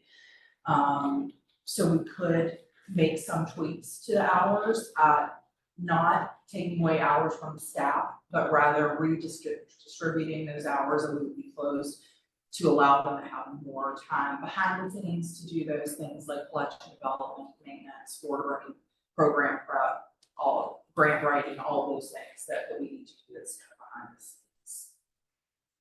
Thank you. Good question. Great, and it was close to what my question was, because it's 12, you mentioned Hingham, it's 12 hours difference. You know, like what days, or are they not open as long on certain days, or are they closed to certain days? They're closed the entire day Friday, and I believe they have one other day where their hours are a little shorter than ours. Okay. What's the square footage too, though, of these buildings? Is that also part of what I don't think it's, I would imagine it's smaller than ours. It's kind of big Might though. be comparable to us, very different. Is it, yeah, but but there's it's some very difference. scale. It's not a small library. No, it's pretty good. And then, are there times, you mentioned again, you're open quite a bit, are there times where it's considered slow, like is Friday a day that less people are alone? No, Friday's a very busy day. That, I wouldn't wanna close on Friday only because, I know we're not here to serve other towns necessarily, but with Hingham being closed, we do get a lot of visitors from there. Oh. Cohasset and Scituate sort of share that Friday duty. Oh, interesting. But also it's just a very busy day for us with a lot of programming, for children on that day, so. Yeah. But Thursday mornings, having been in the library for this almost 7 years that it's been open, Thursday mornings are very quiet for us. We've never quite figured out, we just don't have a lot of programming on that day, so that could be part of it. So I thought a delayed opening Thursday might be a possibility. Evening between 8 and 9 is a very quiet time for us. There are lots of meetings that take place. However, it's my understanding that we are gonna be getting the swipe card access for the building relatively soon. That could ease those night meetings, and, you know, again, those spaces, we don't need to be there to manage those spaces. They're completely autonomous of the library. Well, thank you. Because I mean, I'm trying to think the same way, like we want to offer as much as we possibly can. And maybe if the hours were different, we could offer even more things. So I'm just curious, thank you. Yeah, if I may go to that question. You're only counting the hours that the library is officially open when there are meetings being held. And I know it's been a rough road for a few years, but I think it's getting better as far as I can see. That, you know, meetings that have to run over when people are doing the town's business, that's not impacting the library staff. Not So, at all. And it was built that way for a purpose, so that people could come in and so, out. yeah, Not You have have to to. like get checked out, be locked, to lock it. Right. I don't know You where just that have to is now. know Oh, the, yeah. Yeah. Yeah. right, But it's a secret password and a Right. handshake and, yeah. And you're all set. Yeah, we'll very much welcome the card access. Any other questions for Jess? Thank you, as always, your report is so comprehensive, and you're so busy, and I did see some increase in funding from the Friends and from also the foundation, so that's great, you continue to forge really great relationships there, so thank you for everything that you do. Thank you guys so much, have a great Thanksgiving. Happy Thanksgiving. Okay, Ian, Widows Walk, number 65. Ladies, good evening, how we doing? How are you? You have some fun? Great. It's 661 actually, guys. 661. Yeah, sorry. There's- Excuse me? 666? No, not odd. No devil Ian. All right, Mr. Ian. To give us a little bit of a highlight of your successes this year and Yeah, your budgetary requests. another great year, best year they've ever had, so we beat 2 years ago by 135,000, which is huge. Yeah. 1.874 million, which is awesome. So we pocketed about 430,000 and 70% of that will approve to pay down the remainder of that extra debt to the clubhouse. Yep. So with my director of the world, Nancy, we making those executive decisions for us. We're in a good spot, so it's good. Okay. And budgetary requests, so nothing really. It's only 8,000 more than last year. In fact, what I'm doing is, if you remember, I'm taking the grounds maintenance staff that was contracted out for 25 years. Their contract ends December 31st, and we're bringing that in-house to work for the town. Which was done to not necessarily save money, actually spend the same, but just get a better product for what we're spending. So I don't want a company profiting off the golf course rather than, we can invest that to better staff and more staff. Right. So that's the process I've been in now. I'm in the process of hiring a superintendent to run the grounds. Okay. Got final round interviews next week. Oh, good, so it's a big- applicants, which is good. Yeah, we had 20 applicants. 10 or 12 really good ones. That's a lot. Interviewed 5, got 2 really stellar ones, so yeah, it's really exciting. And the current superintendent, Scott, who kind of stepped in that role for them, he's worked at the course since 1997, since it opened. So he's gonna step in that assistant role, because there's a couple of qualifications that he's missing, but he's a great worker, so he's gonna stay on and help The new one. lead into, because he's the only person that knows our irrigation system, everything about the golf course, what parts of the greens burn out, which ones don't, all that. 110 acres to take care of, so it's not easy just stepping in there and not knowing the property, so it'll be very helpful to have him on board. So it's good, we should have that position locked up in about 2 weeks. So we start January 1 and the short winter.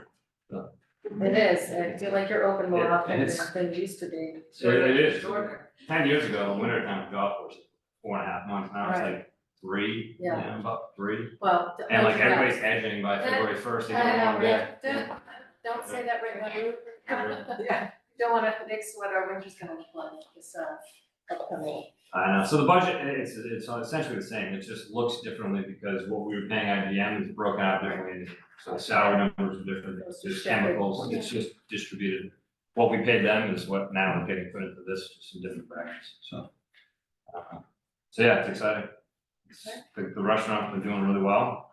I don't know if anyone's been up there since August, but there's a new outdoor patio, kind of almost like a tiki bar. It looks great, actually, I was Came really out impressed, at it, looks really nice. And they put all their own money into that, so, that was a nice. Where are they storing everything? They bought a storage container, it's already there, it showed up a couple days ago, so all the chairs and tables are in there. Okay. And if anything, like I'll put a couple of our push carts and stuff in there, but they got a 24-footer. Okay. And, it's the sides and the plows won't hit it, and we'll have it marked off, but yeah. Great, excellent. So, your budget for fiscal year 24 was $1,307,367. You're requesting $1,505,000, and the town had about. Technically, this year is 1,497. I believe. You're probably thinking of what you closed out in 23, so I think I'm reading 24, whereas you haven't closed out yet. Then you'll close out next June 30th, right, Nancy? Am I reading that right? Yeah. That's probably why I'm confusing you, Ian. Got it. So, thank you. So anywho, have to balance, obviously, enterprise funds, so, yeah, I mean, I can't thank you enough for everything that you do, and the golf committee retired, We're retired, but they're still in but the they're year. still active. They see it 4 days a week. I had some of them email and offer their assistance in any other future projects, so Yeah. that's great, so thank you for, being such a great leader over there. Thanks. And really creating a great environment. I mean, I just hear accolades about you and how you are a great role model for you and the youth in town. So I just want to thank you for just being outstanding. Scituate high golf team, by the way, almost, I have my they new, went- I have they my went to new the golf States. hat. They played well, they got there. Any other questions for Ian? Susan? I don't have any. Yeah, just a question of the famous noise complaints or the lack thereof perhaps Yes, from the entertainment, has that gone smoothly? I assume we would Yes, have I mean, heard, there- not. yeah, I mean, there's not a residence within 500 yards of the clubhouse. Well, there was Um, concern, There was concern. right, so I just No, there's been no issues, no wanna issues. make sure that, I've not heard anything, which makes me assume that, They only do It's live fine. music, they only did it maybe 7 or 8 times on the outdoor patio, but it's almost always they do it inside.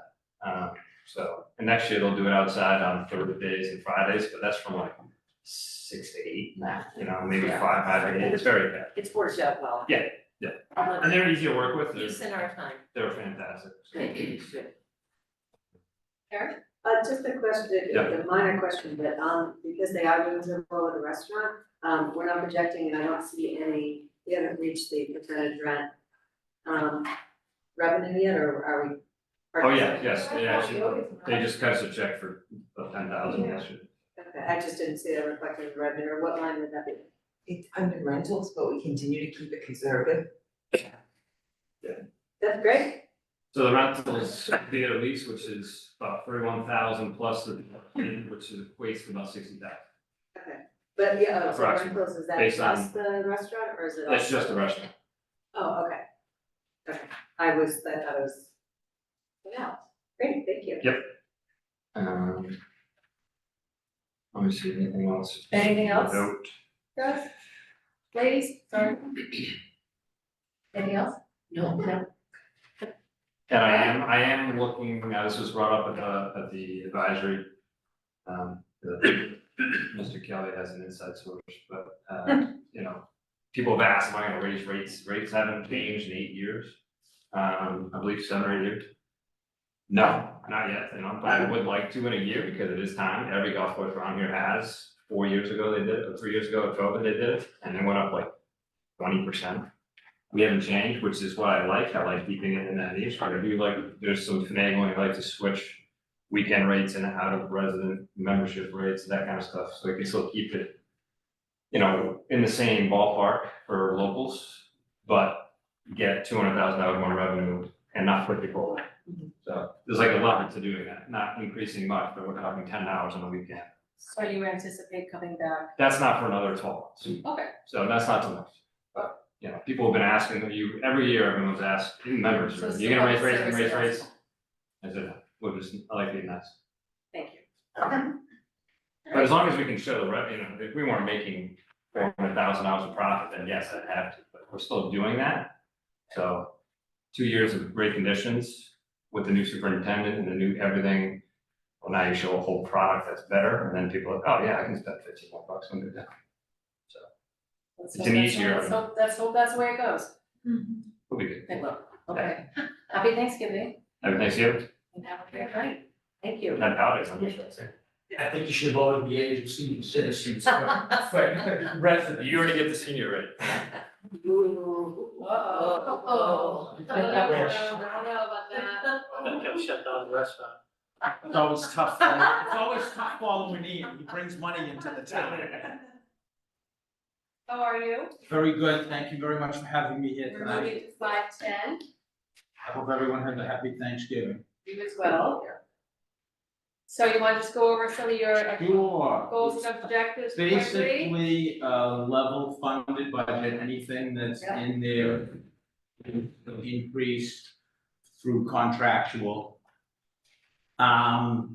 We continue to do the day-to-day things that the Board of Health does. We mostly Title V inspections, review plans, things of that nature. My goals haven't really changed, the order has changed a little bit, COVID's not number one anymore. We still are monitoring it. We're still encouraging people to get their COVID shots, encouraging people to get their flu vaccines. We've already had 3 clinics, and I believe we have a 4th one scheduled. I'm not sure if we announced the date yet, but I know we had more vaccine that we have just gotten in, and we're going forward on that. We do work closely with the golf courses on Tripoli, West Nile, and especially the ticks. One of the other things that we have that I didn't put in here is Scituate is part of the Public Health Excellence Grant. And we collaborate with Hingham and Cohasset, and we have shared services. So we've had a full-time social worker that was hired last year, shared services. She's a licensed clinical social worker, exactly as the same credentials that our licensed clinical social worker has, so that's very good. We also hired a nurse that works anywhere from 15 to 30 hours a week between the 3 towns, which helps us a lot. We have Eileen Scotty, who's there 2 days a week, Wednesday, Thursday, 4 hours a day. Having the additional nurse when Eileen's away, just checking in with Maven, which is our communicable disease reporting system that we get. So it's great that we have a nurse that can check that every single day on top of that. With that grant also, we are really close to hiring a caseworker that would work within the 3 towns.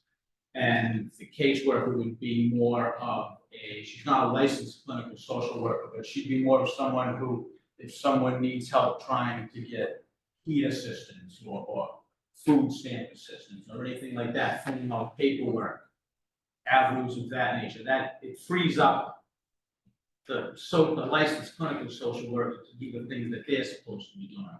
So we've got a person already interviewed, hopefully she's gonna accept the job, and she was an intern here before that, so she's very familiar with 3 towns that we have. With that, I just staff that we have at the Board of Health, Teresa and Joan, Erica, Eileen, they do a great job. They never complain about anything, they're there all the time, and can't say nothing about how great they are. Do you have any questions? I'm sure we do. Actually, Drew, I didn't realize that Erica rolled up under your budget. I thought she rolled up under the senior center budget. Years ago, I'm sorry? years ago. Years ago it did, so we moved it under Drew. And, she and the DEI committee came before us, advocating for additional time. And it doesn't seem like you're requesting it here. Is there a reason why you opted Because not we're to? looking to get it through the public health effort. So just do those grants and Yeah. do the additional resources, caseworker, and then that shared resource.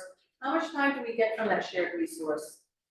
It, as needed, so, some, like with the public health nurse, when Eileen was away, we had her probably 10 hours for that one particular week.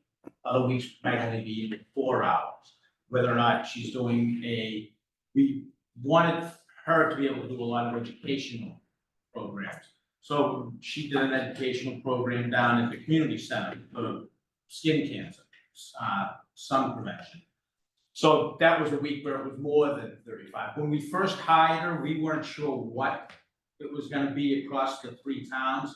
So we didn't wanna pin her into, okay, you gotta have 30 hours, and she didn't wanna be there and say, well, I gotta make up something to get my 30 hours in. I'd rather, I could only do 15 hours, I did 22 hours, so that's the way that it has worked, but there's no 5 hours here, 5 hours there, it's more of as you need. That's the nurse, right?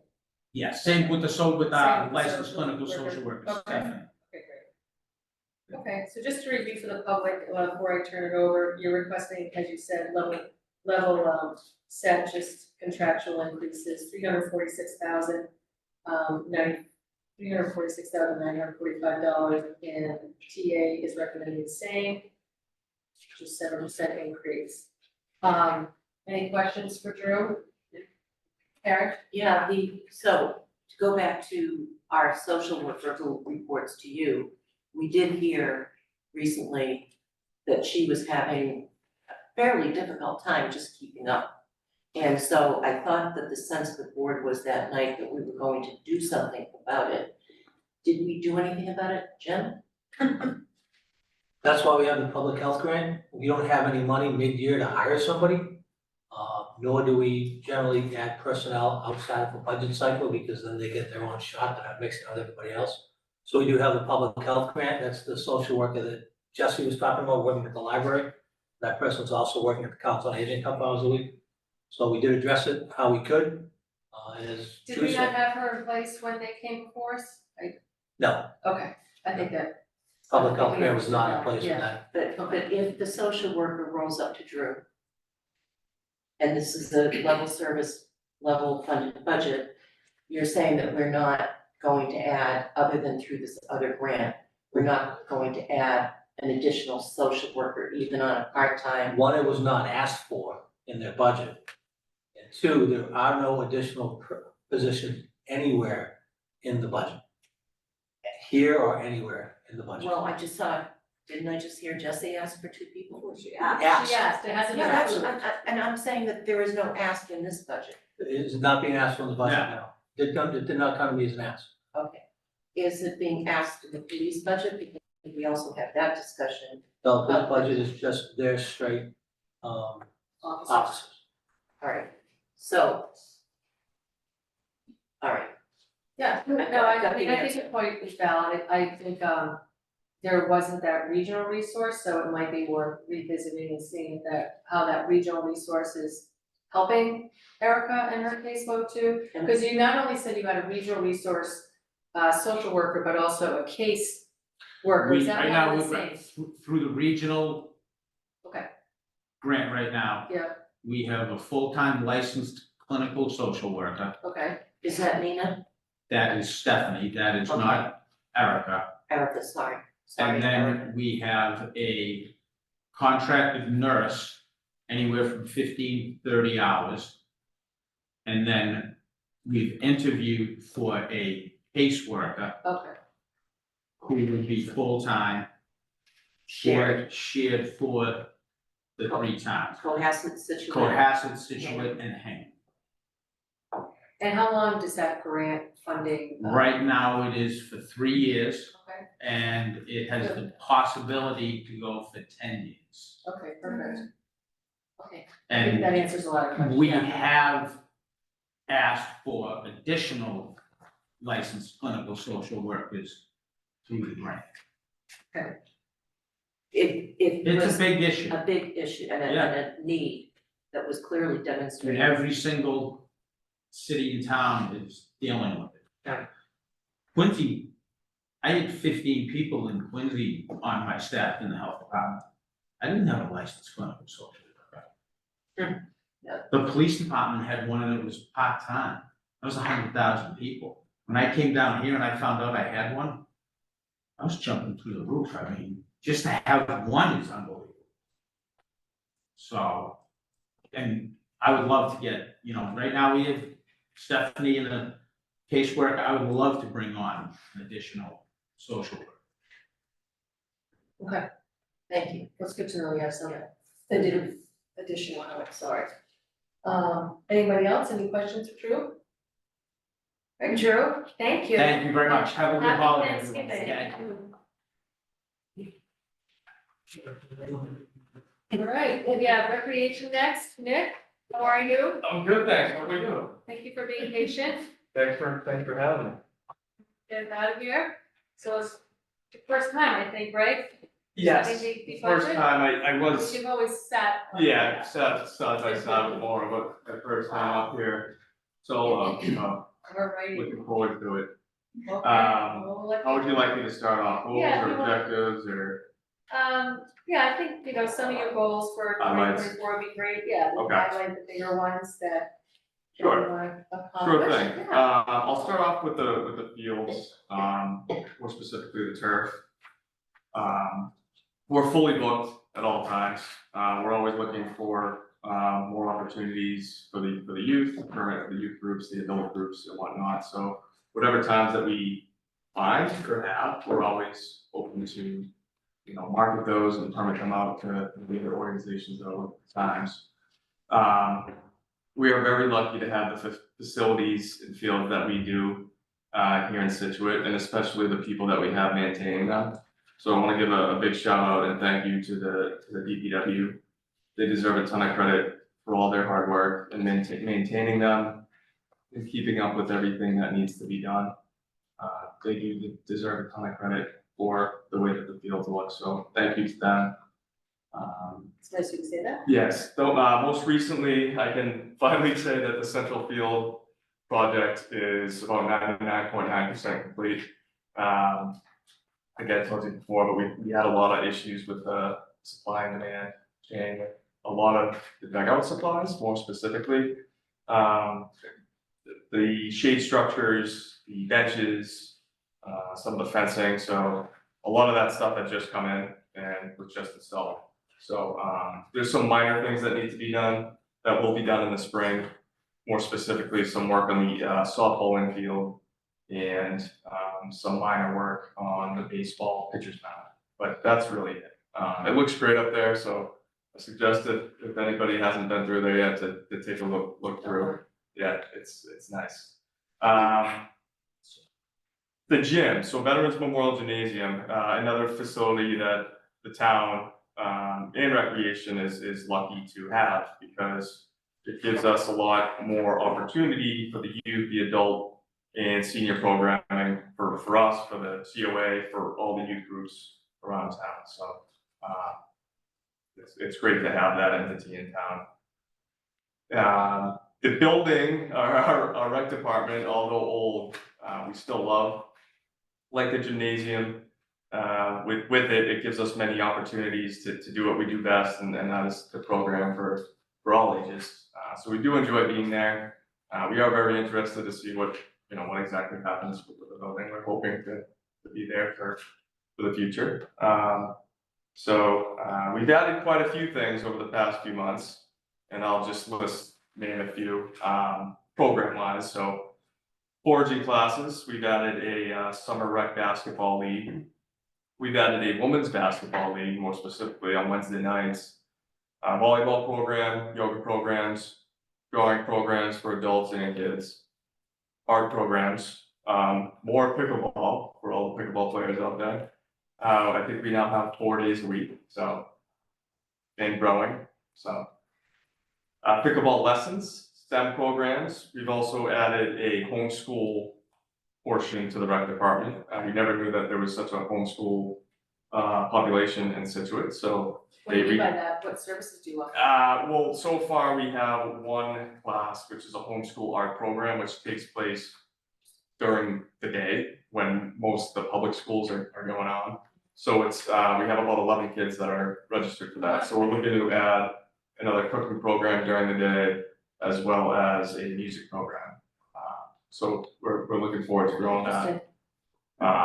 Middle school Friday open gym, we're working on growing that a little bit. That would be a free program for the kids to just come here or come to the rec department and just hang out. play basketball, and do whatever we have to offer there. And I forgot to thank our staff, Kevin Devon, field coordinator, who does a terrific job. One of the most organized guys I've ever seen in my life or worked with. So thank you to Kevin. Sarah Ferreira is awesome. She's our clerk, keeps all our POs and expenses in order.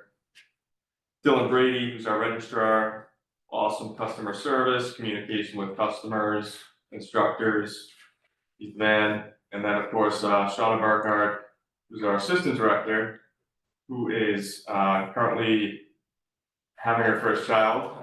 So big thank you to Shauna and all she's done since she's joined our department. And of course Jim Murray, our custodian, who really knows how to make an old building look brand new. So big thank you to Jim. As well as Jim Goodrow and Nancy Holt for all their hard work with the town and belief in our rec department. So thank you. Before we get into the numbers, Sure. Nick, do you usually announce your Mr. C's Community Award tonight? Yes. Okay. That was coming up, but Not much. you want me to jump into it? Sure. So, yeah, trouble. The 2024, or actually not 24, sorry, 2023 Mr. C's Community Spirit Award.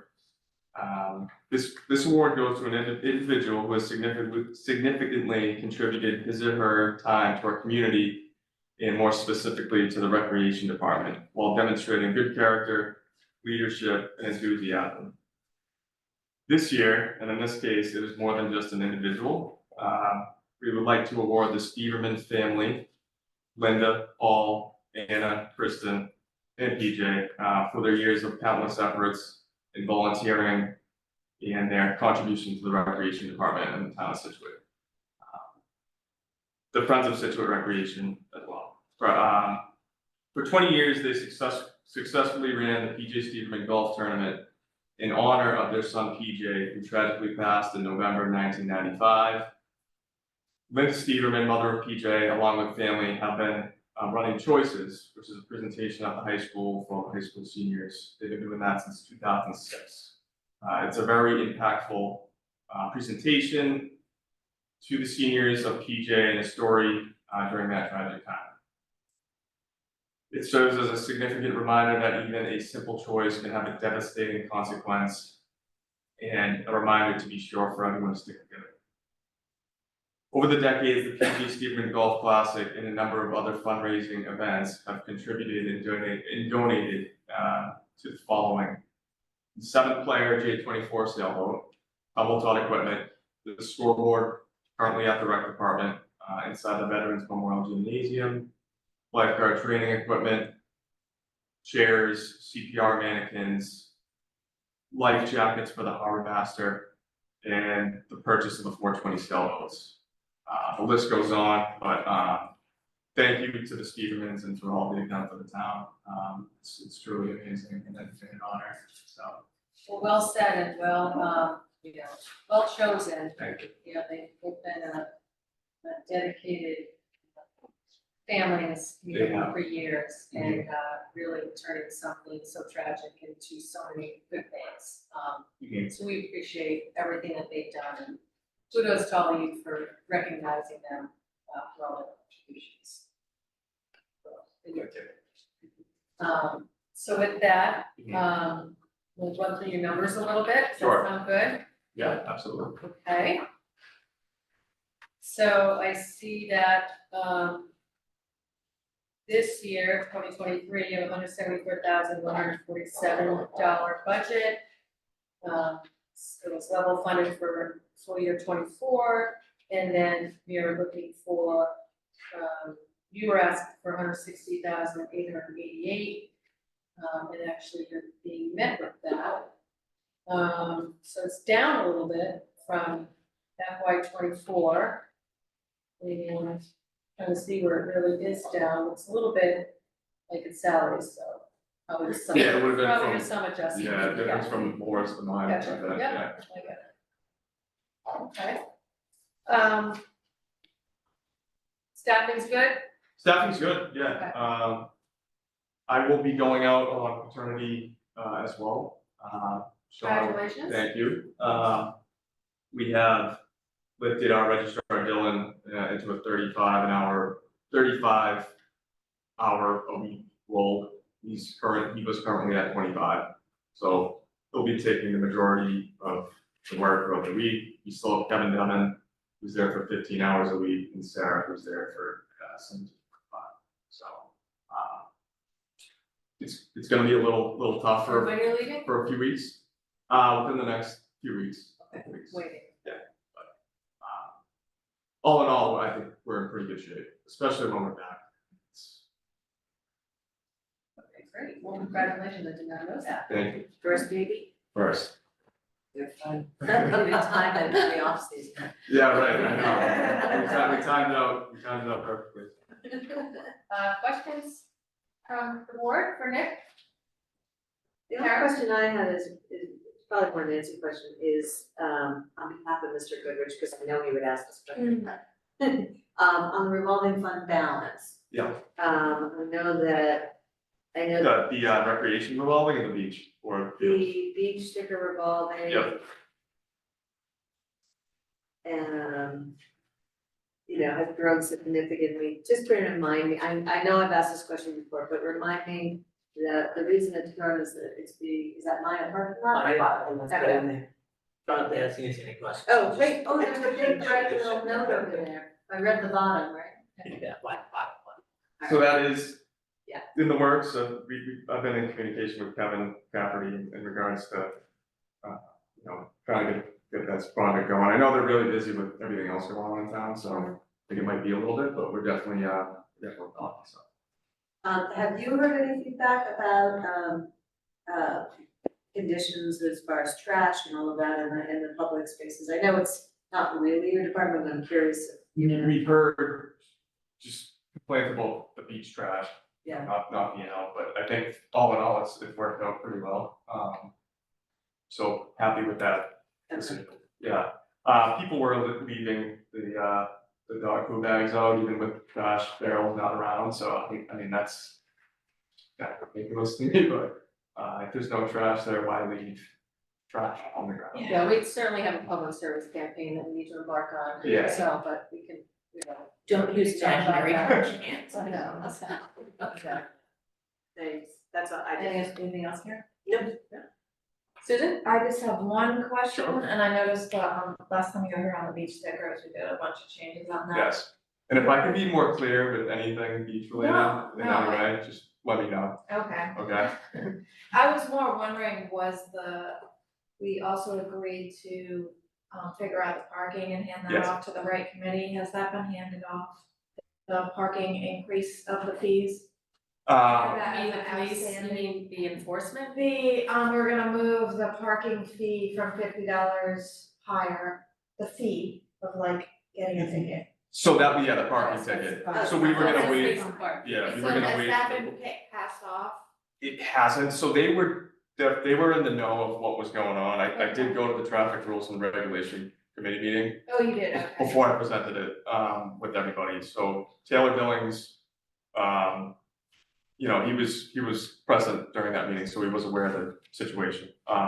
They seem to be on board, but yeah, it would probably be a good idea if one of them was present here next time we brought it forward, so. Okay. Or is it their responsibility? I guess I'm. No, it's the police, because it's a fee that falls within the So the police police department. would have. Yeah, it's not recreation. Okay. So, big bug, I guess, is in here, guys, okay. Could be. Oh, What is it? I don't know. All right, anything else for Nick? No. Thank you, Good job, thank you very much. good luck, Thank you, congratulations, Appreciate and it. happy Thanksgiving. you as well. Enjoy your last Thanksgiving. Yeah, right. No, seriously. Not chasing Not someone's married. and Yes. we'll just leave it Well, now. we'll enjoy it. Now while you can. Yep, Exactly. thank you very much. Say good night. Okay. Yes, happy Thanksgiving. All right, Thank you. thank you, sir. Thanks.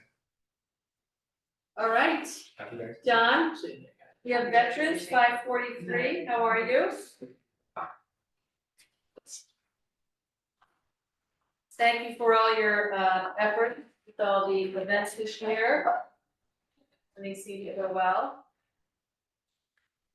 It's, yeah, it's been very, very busy, expected going forward, it's always gonna continue to look busy. Yeah. Which, I guess that's a good thing too, just handling it all.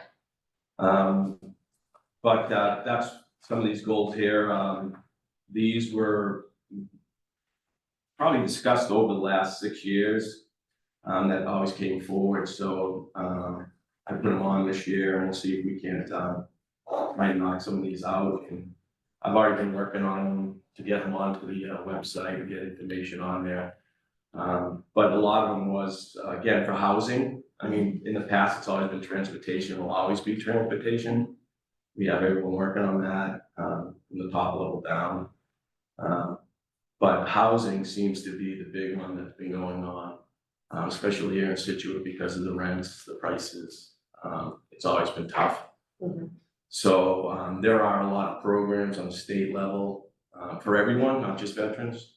So I have that information out there. I have been using that when, again, outreach from Cohasset comes to me or our resource, a person at the senior center, will call me and ask me if there's anything there, and I'm giving them those contacts, which they really appreciate. It's helped them out a lot. But again, it's one of those things, there's a lot of knowledge out there about that, there's a lot of programs, but it's hard to navigate it. So we wanna make sure it's a little bit easier now, especially here in Scituate. Has anybody taken advantage of it yet? Yes, Oh, good. yeah. Okay. Yeah. And then on the education side of it too, the younger, so the big thing here is, and we saw a little of that when, we had the Veterans Day ceremony there, and it was discussed there briefly, but trying to get the younger veterans involved, to keep these programs going, and what can we do outreach wise to get them involved? So I'm trying to help them out in that area and maybe getting,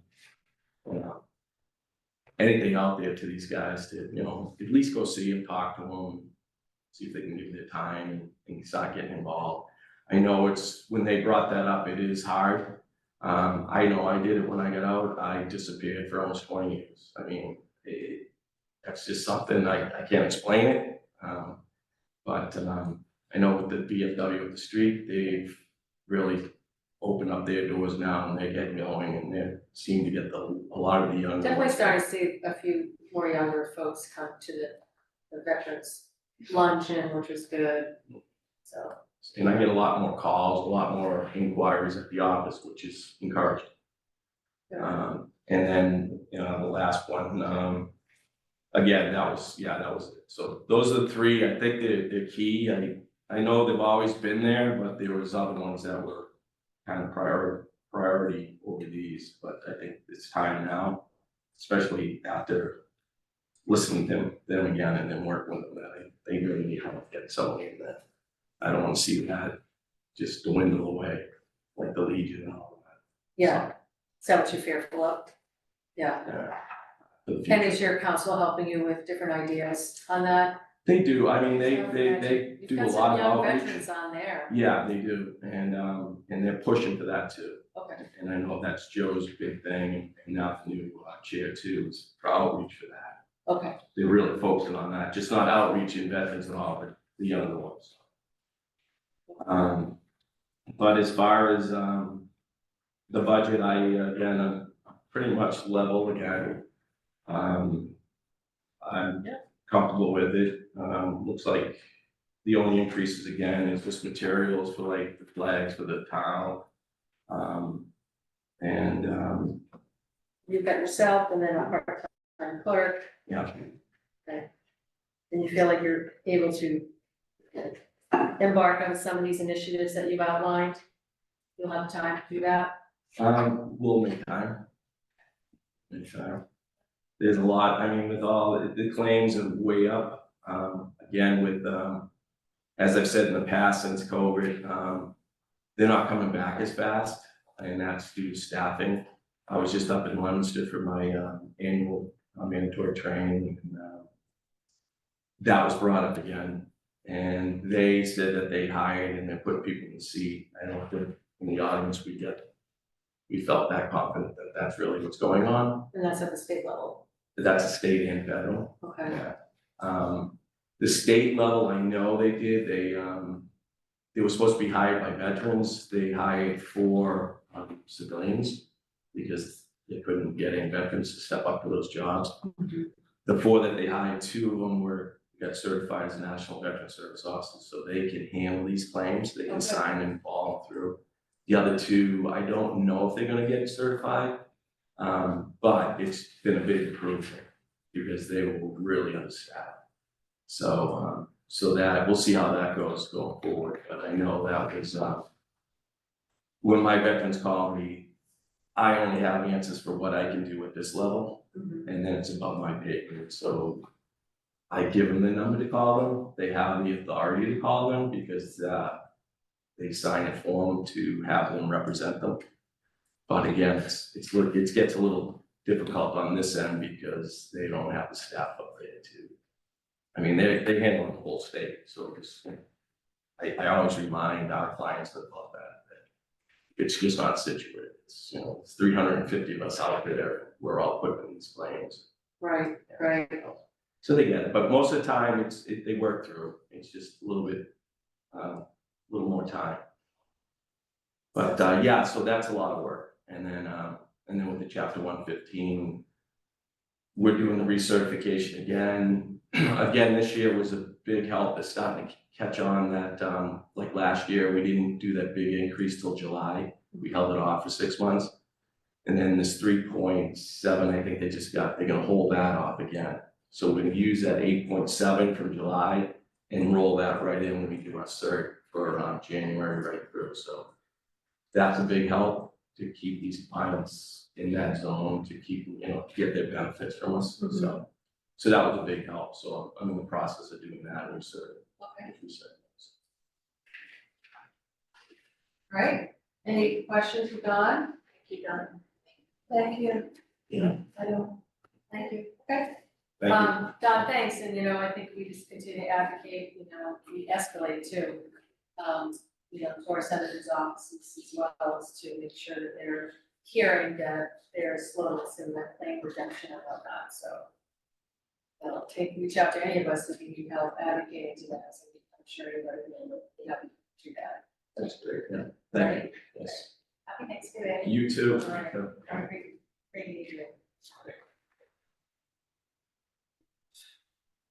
All right, Miss Kathy. Oh, we'll just take a 10-minute break. Just wanted to thank you. Be careful driving. Late night for you guys, sorry. Trying to give everybody the due diligence, yeah, keep moving. Good evening. Hello. How's everybody? We're great, how are you? I'm fine, thank you. Nothing It's new. nothing new, your These years department. go by faster and faster. Oh my God, I feel like No, I'm thanks. just here. I know, but just give us a little bit. Sure, absolutely. So, let's do goals quickly. So if you look at my goals, they're all related this year to elections. So I anticipate. Shocker. Yeah, big shocker. 4 elections in the annual year from January to next December. There are 4 elections and I'm guessing 3 town meetings. So, you know, election training, public service. I want to get out the word on how to vote your ballot, not tell you who to vote for, but how. It seems we have a problem with the fall of 2022. We had, what was it, 120 ballots we had to hand count because people that sent them back in through the mail did not know how to mark their ballot. You fill in the oval that tells you right at the top of the ballot. Therefore, the machine can't scan them and they have to be hand counted by our team. Can you do a public service announcement with Seth?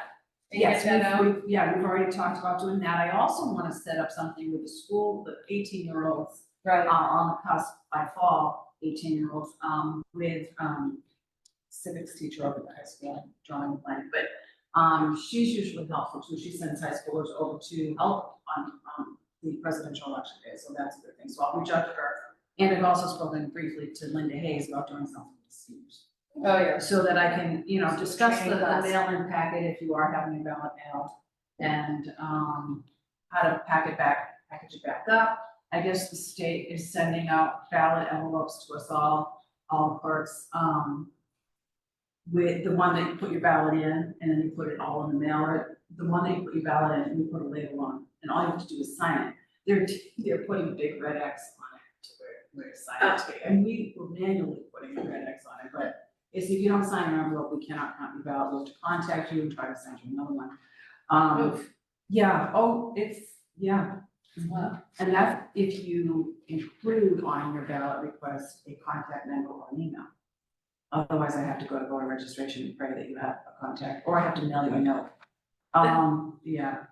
So in 2020, we had over 8,000 vote by mail requests come in, and I'd say 9% of those were those cards that the state sent out. The state will be sending out every voter in the Commonwealth a vote by mail card. I am pleased imploring with the public, do not send that card back unless you actually want your ballot mailed. In the presidential of 2020, between early voting in person and at the polls, we had approximately 200 people come in to vote when they left their mailed ballot at home. I have to track ballots, so I'm keeping track of who we mailed the ballot to and why haven't you returned it. Please don't ask for one if you don't want it. We're happy to mail you one if you're gonna use it. Plus, the postage, it's postage paid, okay, the card is postage paid. To mail it back to me, to ask for that. Anyhow, that's another ballgame. Also, I wanna put out there too, that the state has an accessible portal for people who are physically unable to mark a ballot. Not physically go to the polls, I'm talking about if you physically cannot mark your ballot, there is accessible voting. I think you just apply, I don't know how it works, we haven't used it yet, or I haven't used it yet, I haven't had the opportunity, nobody requested one last time. But that's on the Secretary of State's website. If you need to register to vote, you can do it on the Secretary's website, you can also go to registertovotema.com. You know what I would recommend? You know? Reach out to the Commission on Disabilities and point them in that direction. Absolutely. They do a great job at Yes, and I'll, educating people about that. absolutely. That's, I think that's just, maybe, I think I did speak to Megan about it. The budget components, all my expenditures, or a lot of my expenditures, most of my expenditures, are related to the setup and breakdown and process of elections and town meetings. And while I'm on that subject, I'd like to thank DPW and the schools, Tom Bryan, all the people in departments that are in, coordinate everything with me to help make these successful events. I don't want to let that go unsaid. A major change in our office this year was Heather, my assistant, went over to the library, as we all know, and we have a new assistant town clerk who's been there over 7 months now, Paul Ornberger, and of course, Andrea Gillis has been there for a couple of years now, going on 3.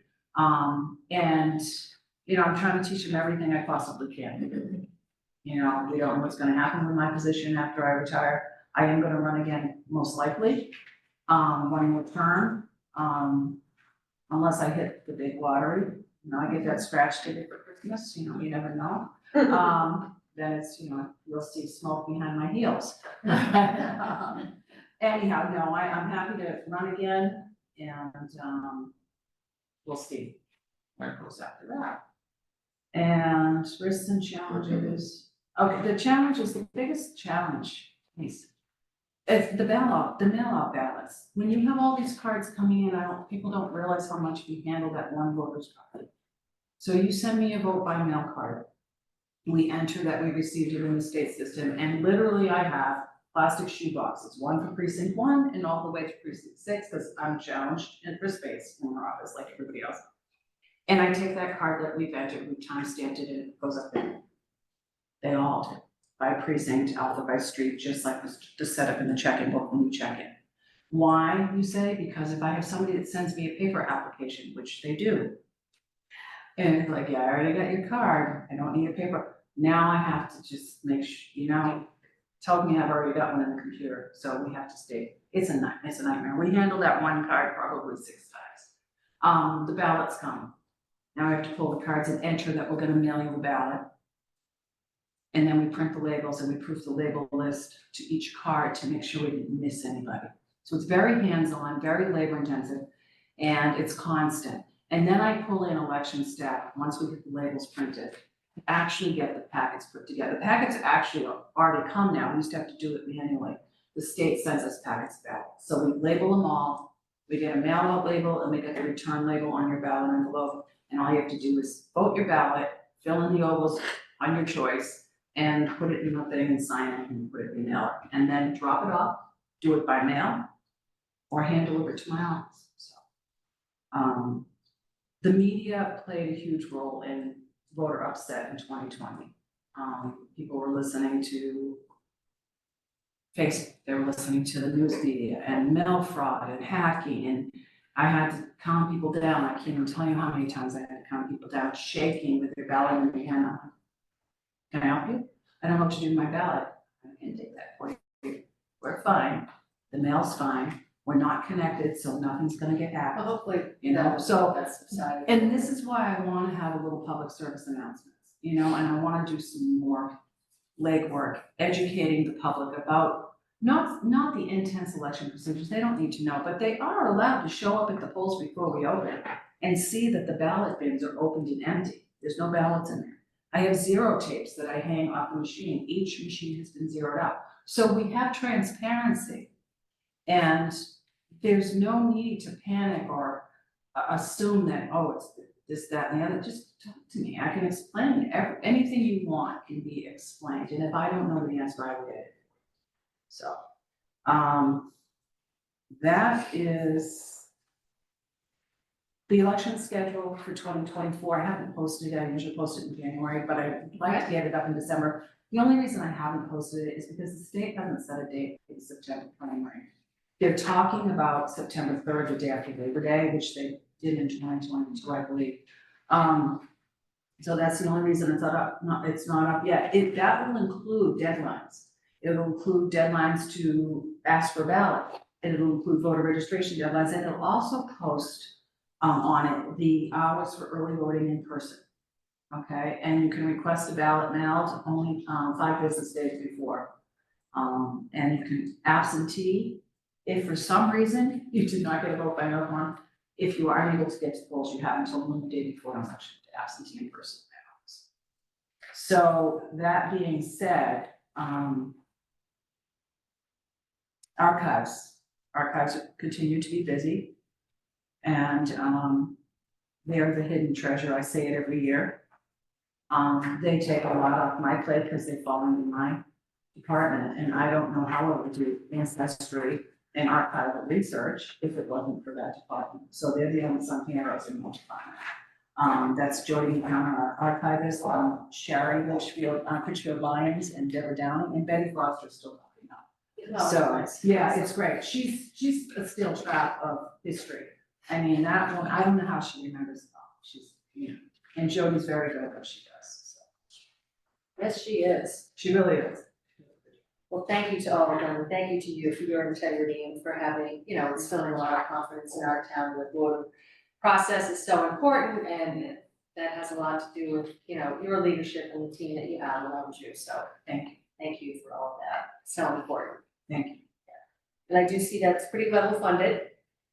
Your request for 2025, $296,505, and pretty much meeting that except for the adjustment and additional hours requests. So just because it's not within their budget, so it looks like the TA is approving $290,371. Okay, which is up significantly because of the elections, as you mentioned. Okay. Questions for Kathy? No, but I ditto what she said. Thank you for not shrinking from the importance of this integrity of this office. It's my most important thing, and whoever replaces me, we're all replaceable, I get it. But as a voter and a resident, it's so hard because you have all these doubts coming at you from all over media, Facebook, and the naysayers and conspiracy theorists, which my sister is one. She doesn't live in Scituate. I just talk her, get away from the edge, don't go on the dark web. You know, I tell her that all the time. Just, you know, it's okay, we're good. Scituate's good, all good. All right, Okay, Susan, anything? What's the total on the archives? Their budget? Yeah. She gets a stipend of 4,000 and then they have a budget for office supplies. They usually are buying archival, folders and storage, or they go out and have something scanned.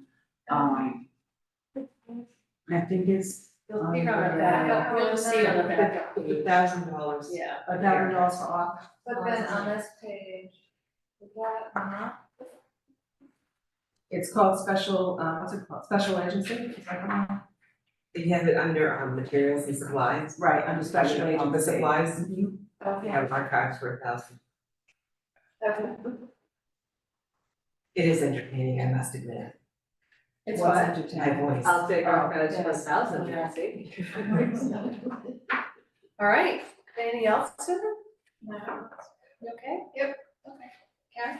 I just wanna say, I tell people it's your friends and neighbors who run the elections in Scituate. Mhm. And it's not some foreign government, it's not some voting machine software.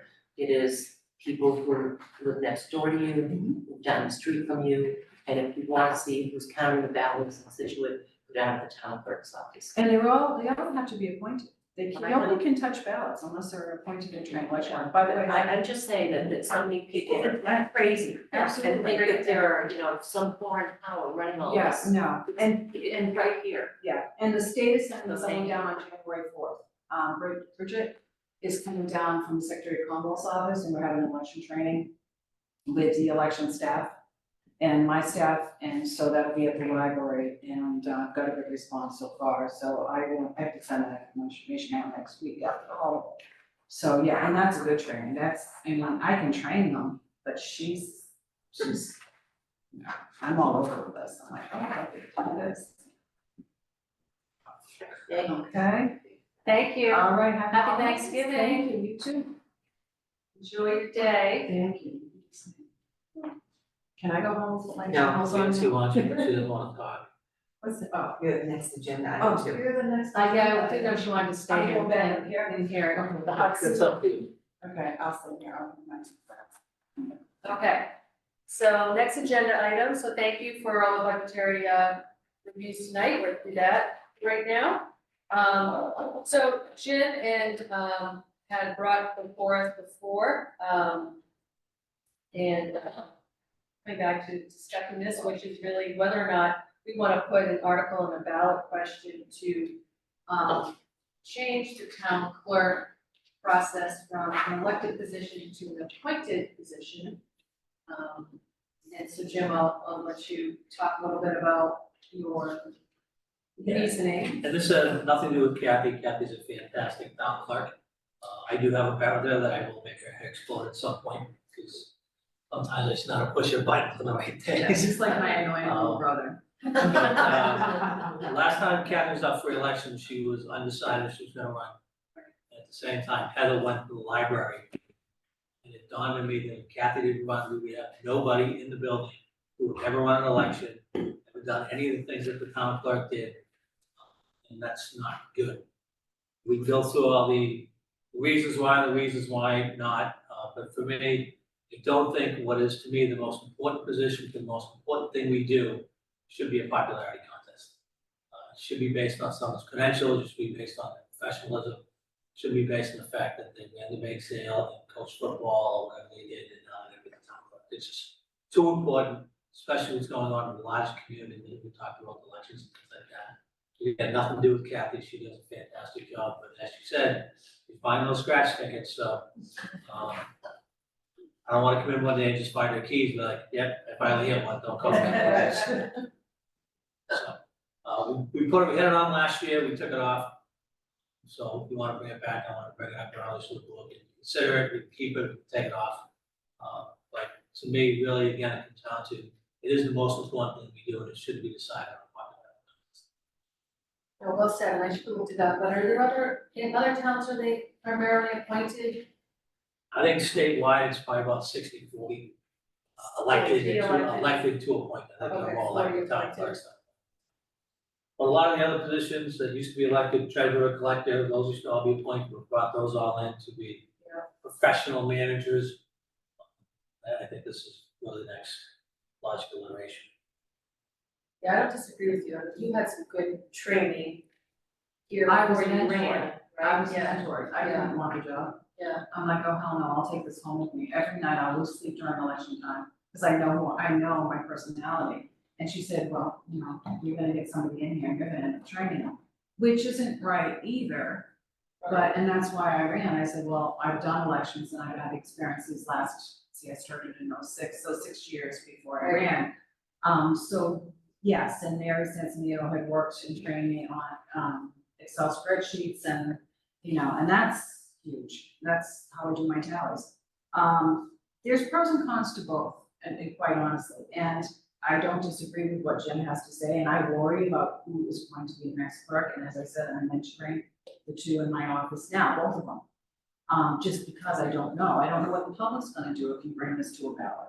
You know, I had people walk in my office, probably about 6 or 9 months ago, several people, not 20 or 30, but maybe 10 people said, no, they're not trying to make your job appointed, because that's not gonna, and I'm like, I don't know what's gonna come down the pike, and I'm not gonna say yay or nay. But there are other positions with my job that's automatic when I'm elected, and I'm a registrar, and I have to be unenrolled. I'm on the board of registrars, that's automatic when you're elected town clerk. And that's an appointment, the registrars are appointed by the select board. The other thing is I'm the election commissioner. So, you know, you have a gray area there when you have an elected board being the appointing authority to the election commissioner.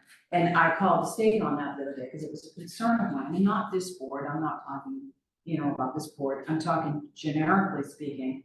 I talked to the state about it, she said, well, think about it, Kathy, she said, the select board doesn't run in one given year. It's staggered, you have 2 and 2, and, you're 1. So, she kind of put those concerns to rest.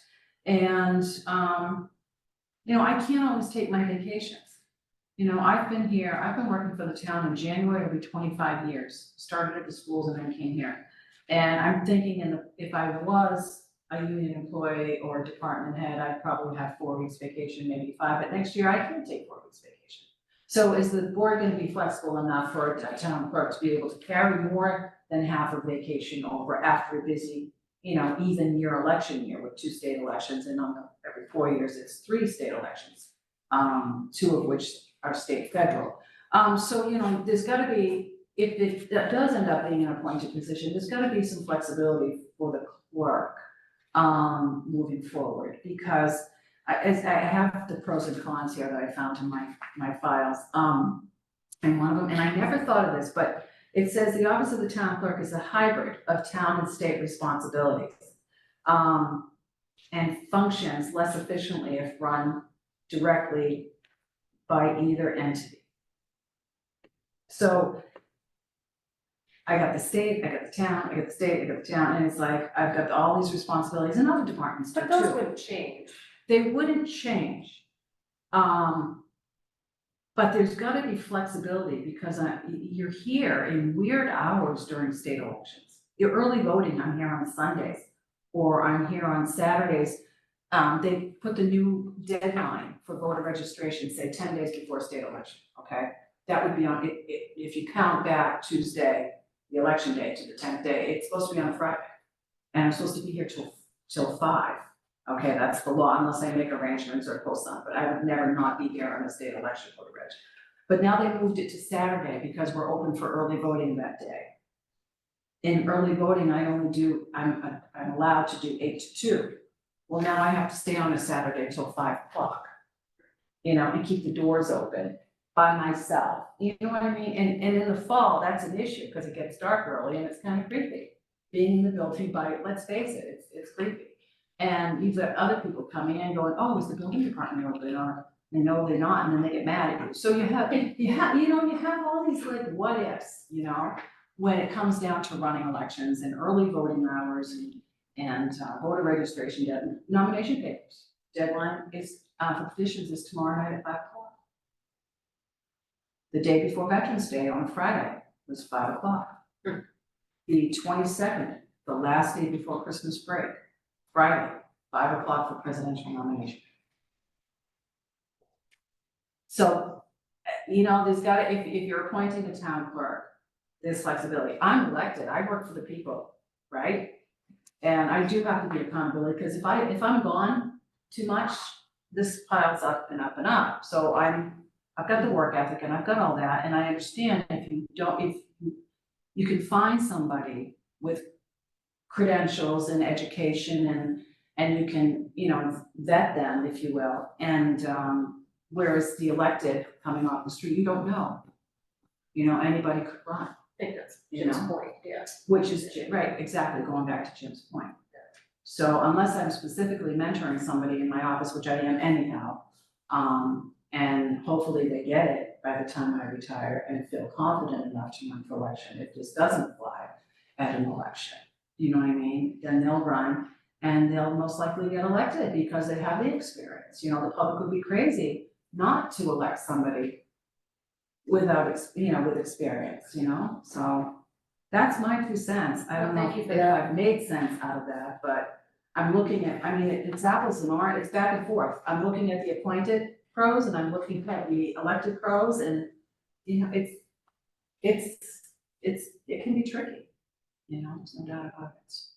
But if you do end up with an appointed town clerk, just know that the hours are so weird during election time, and there's gotta be some flexibility in the days off and taking time off. Oh, we definitely would take a look. You know what I at mean? that You have job to take a description look at and that. whatnot, yeah. Yeah, that's a big thing.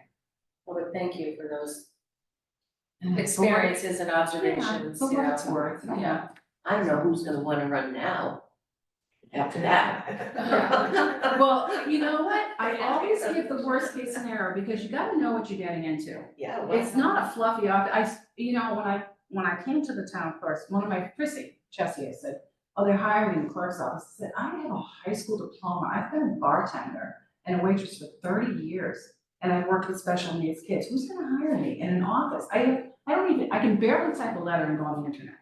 So I interviewed with Bernice and she hired me and she went to the town administrator and said, and I asked her after she hired me, why did you hire me? She goes, oh, honestly, I'm looking at her like, are you crazy?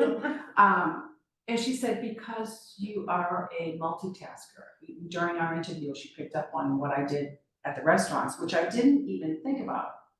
She said, you did functions, you did management, you did organization, and I need that for elections. I said, what do you mean? During the interview, I said, she goes, why do you want to work here? And I said, because I don't want to work weekends anymore. She goes, oh, we run elections. Excuse me? We did what? This is not I thought every we just did birthdays. Yeah, I thought it was a cushy office job. I thought I was just going to do some data entry, and I'd be fine, 9 to 5, I'd be great. Not that. But Karen, anything? Kathy? I'm very delighted to hear you run again, so. Oh, thank you. That's a consideration too. Susan? I actually have a question. Yeah, it could be for Jim too, On not the just actual, Kathy. yeah, it could be for either, why 3 years? Why would the person be appointed for 3 years? So it's a standard appointment that we do. There's 3 years? Yeah. For all the other employees too? No, the other employees are not the same, the department heads, that you appoint them. This is one of your appointments, so I'm a 3-year appointment. Okay. Karen? So the treasurer is not a 3-year appointment, is it? Or is it? Department. No. No, she's a department head. Where else in town do we have a 3-year appointment other than you? You're the appointing. Yeah, pretty much me, because that's my contract. Well, to Susan's point, I'm not sure why you would make it a 3-year term. Well, you want a learning curve at least, I would Yeah. imagine. Oh, gosh, But I look at the statute. but I can always, Right. Yeah, I don't know. yeah. I'll look back with the statute too, it could be in the statute. Could I respond to that? I think maybe a 3-year term, because you've got to get in a cycle of state elections. You know what I'm saying? So state elections are every 2 years. And that's your deciding factor right there, and you've got to kind of segue into it.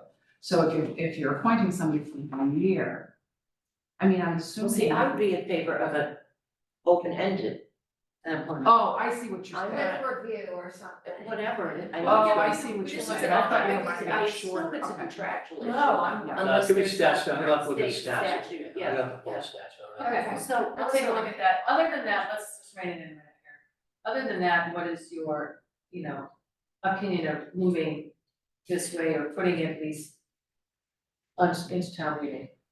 Well, I have a technical question maybe, but when is your term up? Next May, the next election. This coming May? Yeah, so I'll run again. May 20, May, is it May 20th, I think? May, May 18th? May I have to 20, schedule May it there. 45?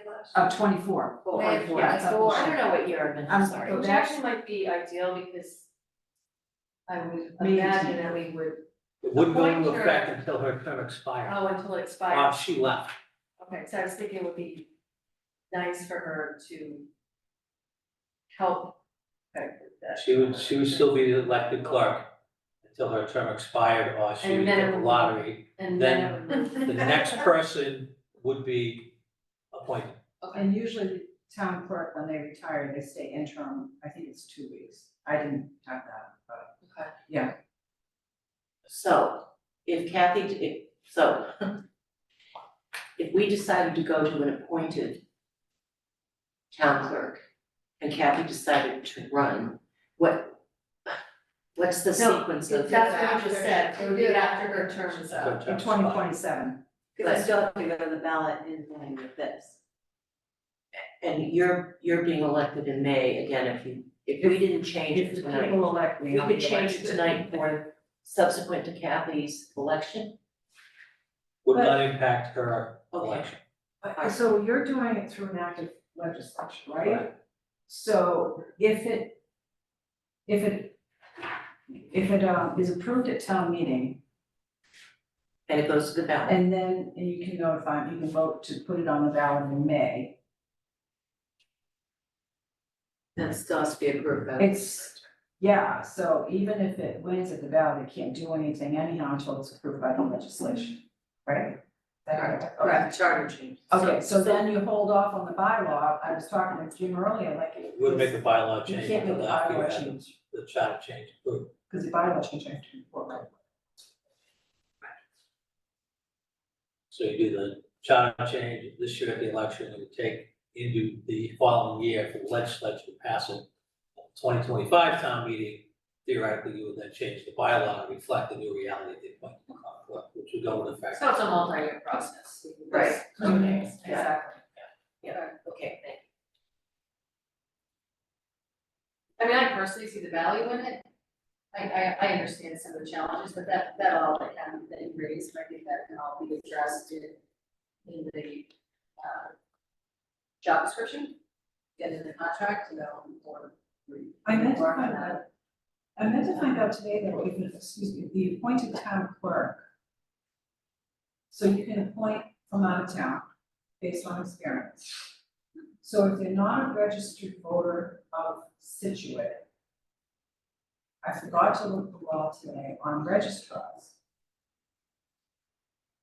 Does a registrar have to be, she has to be, or he has to be an unenrolled, town clerk is always an unenrolled. Well, if you could look that up and let us know. So I will, because yeah, that would be just great to see how that, Yeah, how that goes forward, okay, so.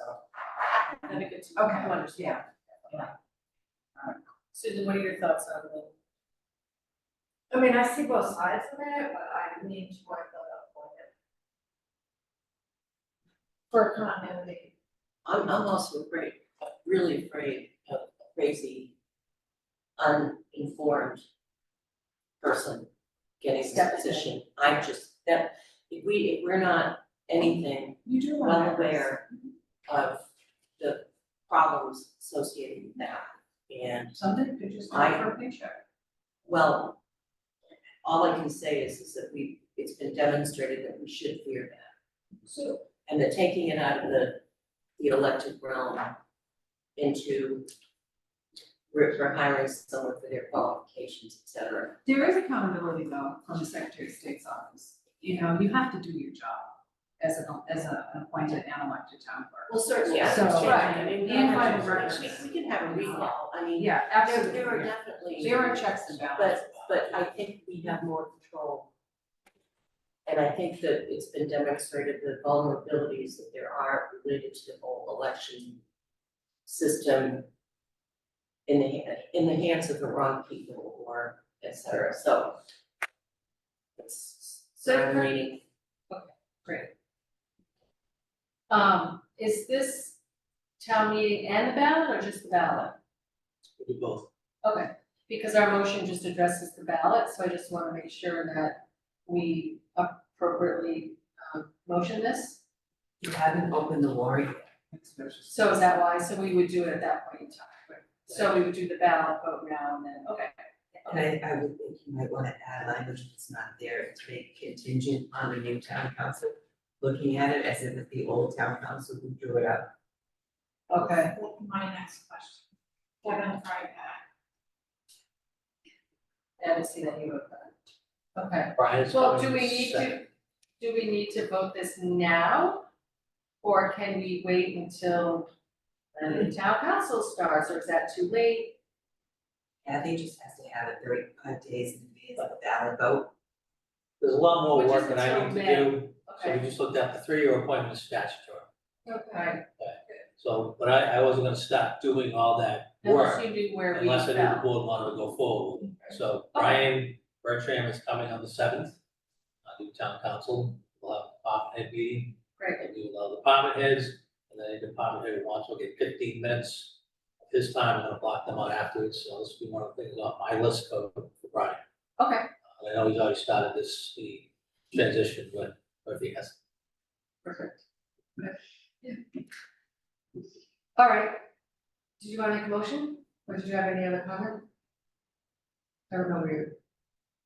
No, I think that the things, the registrar questions are the question, I think that the, definition and the position is fine. I think the details could be ironed out, but I think that, if in a perfect world, I would love this position to stay elected, but I don't think we're working in a perfect world, and we have dwindling, folks that are applying for jobs like this, so I think to have the ability to vet people to do this important work overrides my concerns about taking it. So be happy to make a motion. One question about the existing motion. It says, to amend the general bylaws and charter, and I think what I heard you say is, Should be the charter. right now, you just want the charter, so we should take that part out of the motion. Thank you, Lori. Yeah. Very good. Move to provide a question on the upcoming ballot for the town election to amend the charter to change the elected town clerk's position to an appointment by the town administrator with approval by the select board for a term of 3 years. Contingent upon review of the new town council. Pardon me? Isn't it? Contingent upon. Oh, review contingent of the upon new review town- of the town Special council. act we can do. Right. We'll do it. Good same police chief, fire chief. Moved by Karen Canfield, do I have a second? Second. Second by Karen Connolly, is there any further discussion? Being none, all in favor? Aye. Aye. Right, it's a big move, big change, but I think it's right. We'll see what the voters say, Yeah. that's where it's gonna end up, so we'll go from there. And we're the one looking, One way or the other. yeah, And I'm sorry, just to see your question, Nancy, they don't have to vote on the language of this until they vote the warrant, correct? Yeah, the warrant's not open yet. I know, but I'm just making sure. Okay, thanks.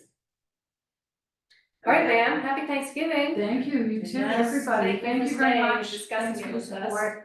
We appreciate it. I think this is one of those things that is exactly why we've got Kathy, is because we're gonna propose something this big, got the other Kathy behind you, sorry.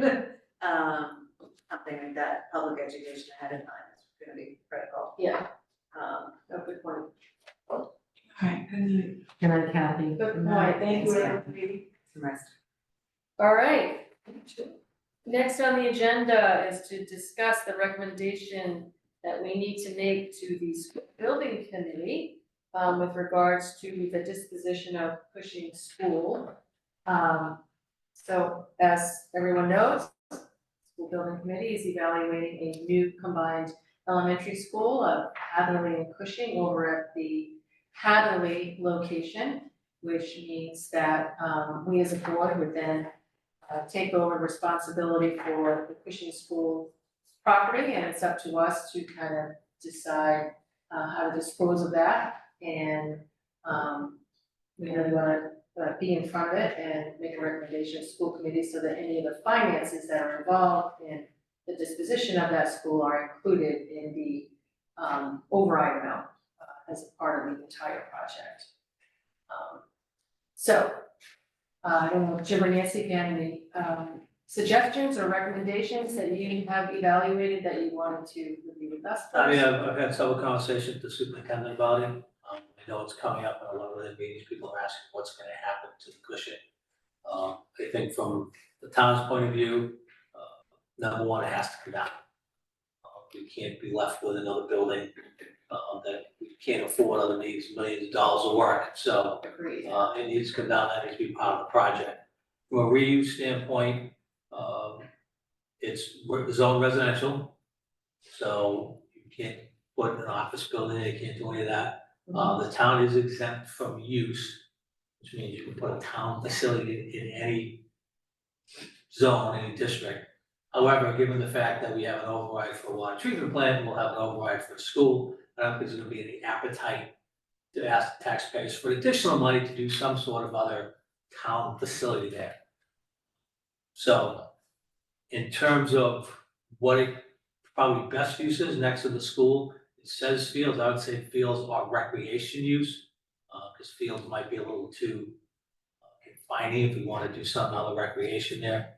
It's adjacent to the schools, we already have an article that's passed to improve that pathway to connect into that area from the neighborhood. And if we do go forward with some sort of development of the old gates, that field would be impacted from a parking standpoint for anything we did up in that building. So we're gonna need the additional recreation of fields. So it'd be my recommendation that we say the building is gonna be torn down and that money be included to develop it as either fields or recreation use as part of the project. And the reason for that is, as part of the school project, the additional money is not much. But if we try to do it out, come up with $1 million outside of the school project, that's a lot of money to come from CPC or from the tax rate, so we wanna have it all, excuse me, all part of the project. So we're not stuck sitting there going, well, okay, we tore it down, there's grass there, now we need 1.5 million to put a field out, or put a pickleball. And that's allowable within the MSBA rules? Okay. It's allowed, it's not reimbursable, Right. but it's allowable, the town can. So it's not part of the reimbursed part, okay. That makes sense.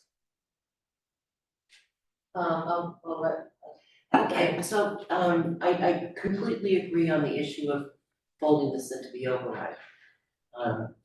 I just, and if it's not suitable for a school, it's not suitable for anything. And once we get into trying to rehabilitate that sort of a building, the price tag just goes through the roof. I don't think we actually need another building in town at this point. So I guess my biggest question would be, would we have a design to fold into this override for the school so that it's not just an empty piece of grass up there, that it will then take us 5 or 10 years to quote unquote get the funding for it, decide what to do with it? We would definitely have the cost of demolishing the school. Yes, for sure. And we wouldn't have a full design, because you wouldn't know what you want a lot more community input. So we'd put a factor in there as far as I'm concerned, that to add a field would cost $1 million. But we wouldn't And have. that would get folded into the override number? Yeah. All right, and that makes total sense to me. I don't know why we'd wanna save that building at this point. So. Yeah, I mean, all the problems it has as a school, it has as a Yeah, building, asbestos. Yeah, anything if we, nothing that we're doing. we couldn't put anyone in there without having it. We already have another school.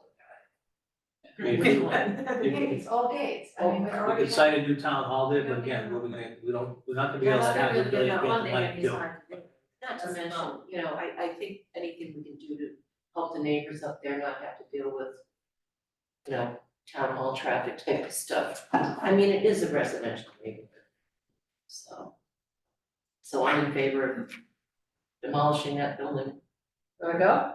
I just have a question on timeline, would this mess up their timeline? Who's timeline? The Yeah. going the school. No, I've been, No, that's why we have That's to, why we have to that's do why it. we have to vote it, so Okay. the I've been- final number isn't solidified the yet. first time the superintendent asked me the question, what do you want to do with the cushion? I said, tear it down, I don't want it. Oh, It just, you don't have any use for real money to do anything with it. okay, So they're aware we want it torn down, but I think the residents are, okay, well, once you tear it down, then what? Right, I think saying we're gonna do some sort of field recreation use would be the way to go. Well, that's a good call, I because people agree. do wanna know what's gonna happen. They did. Right.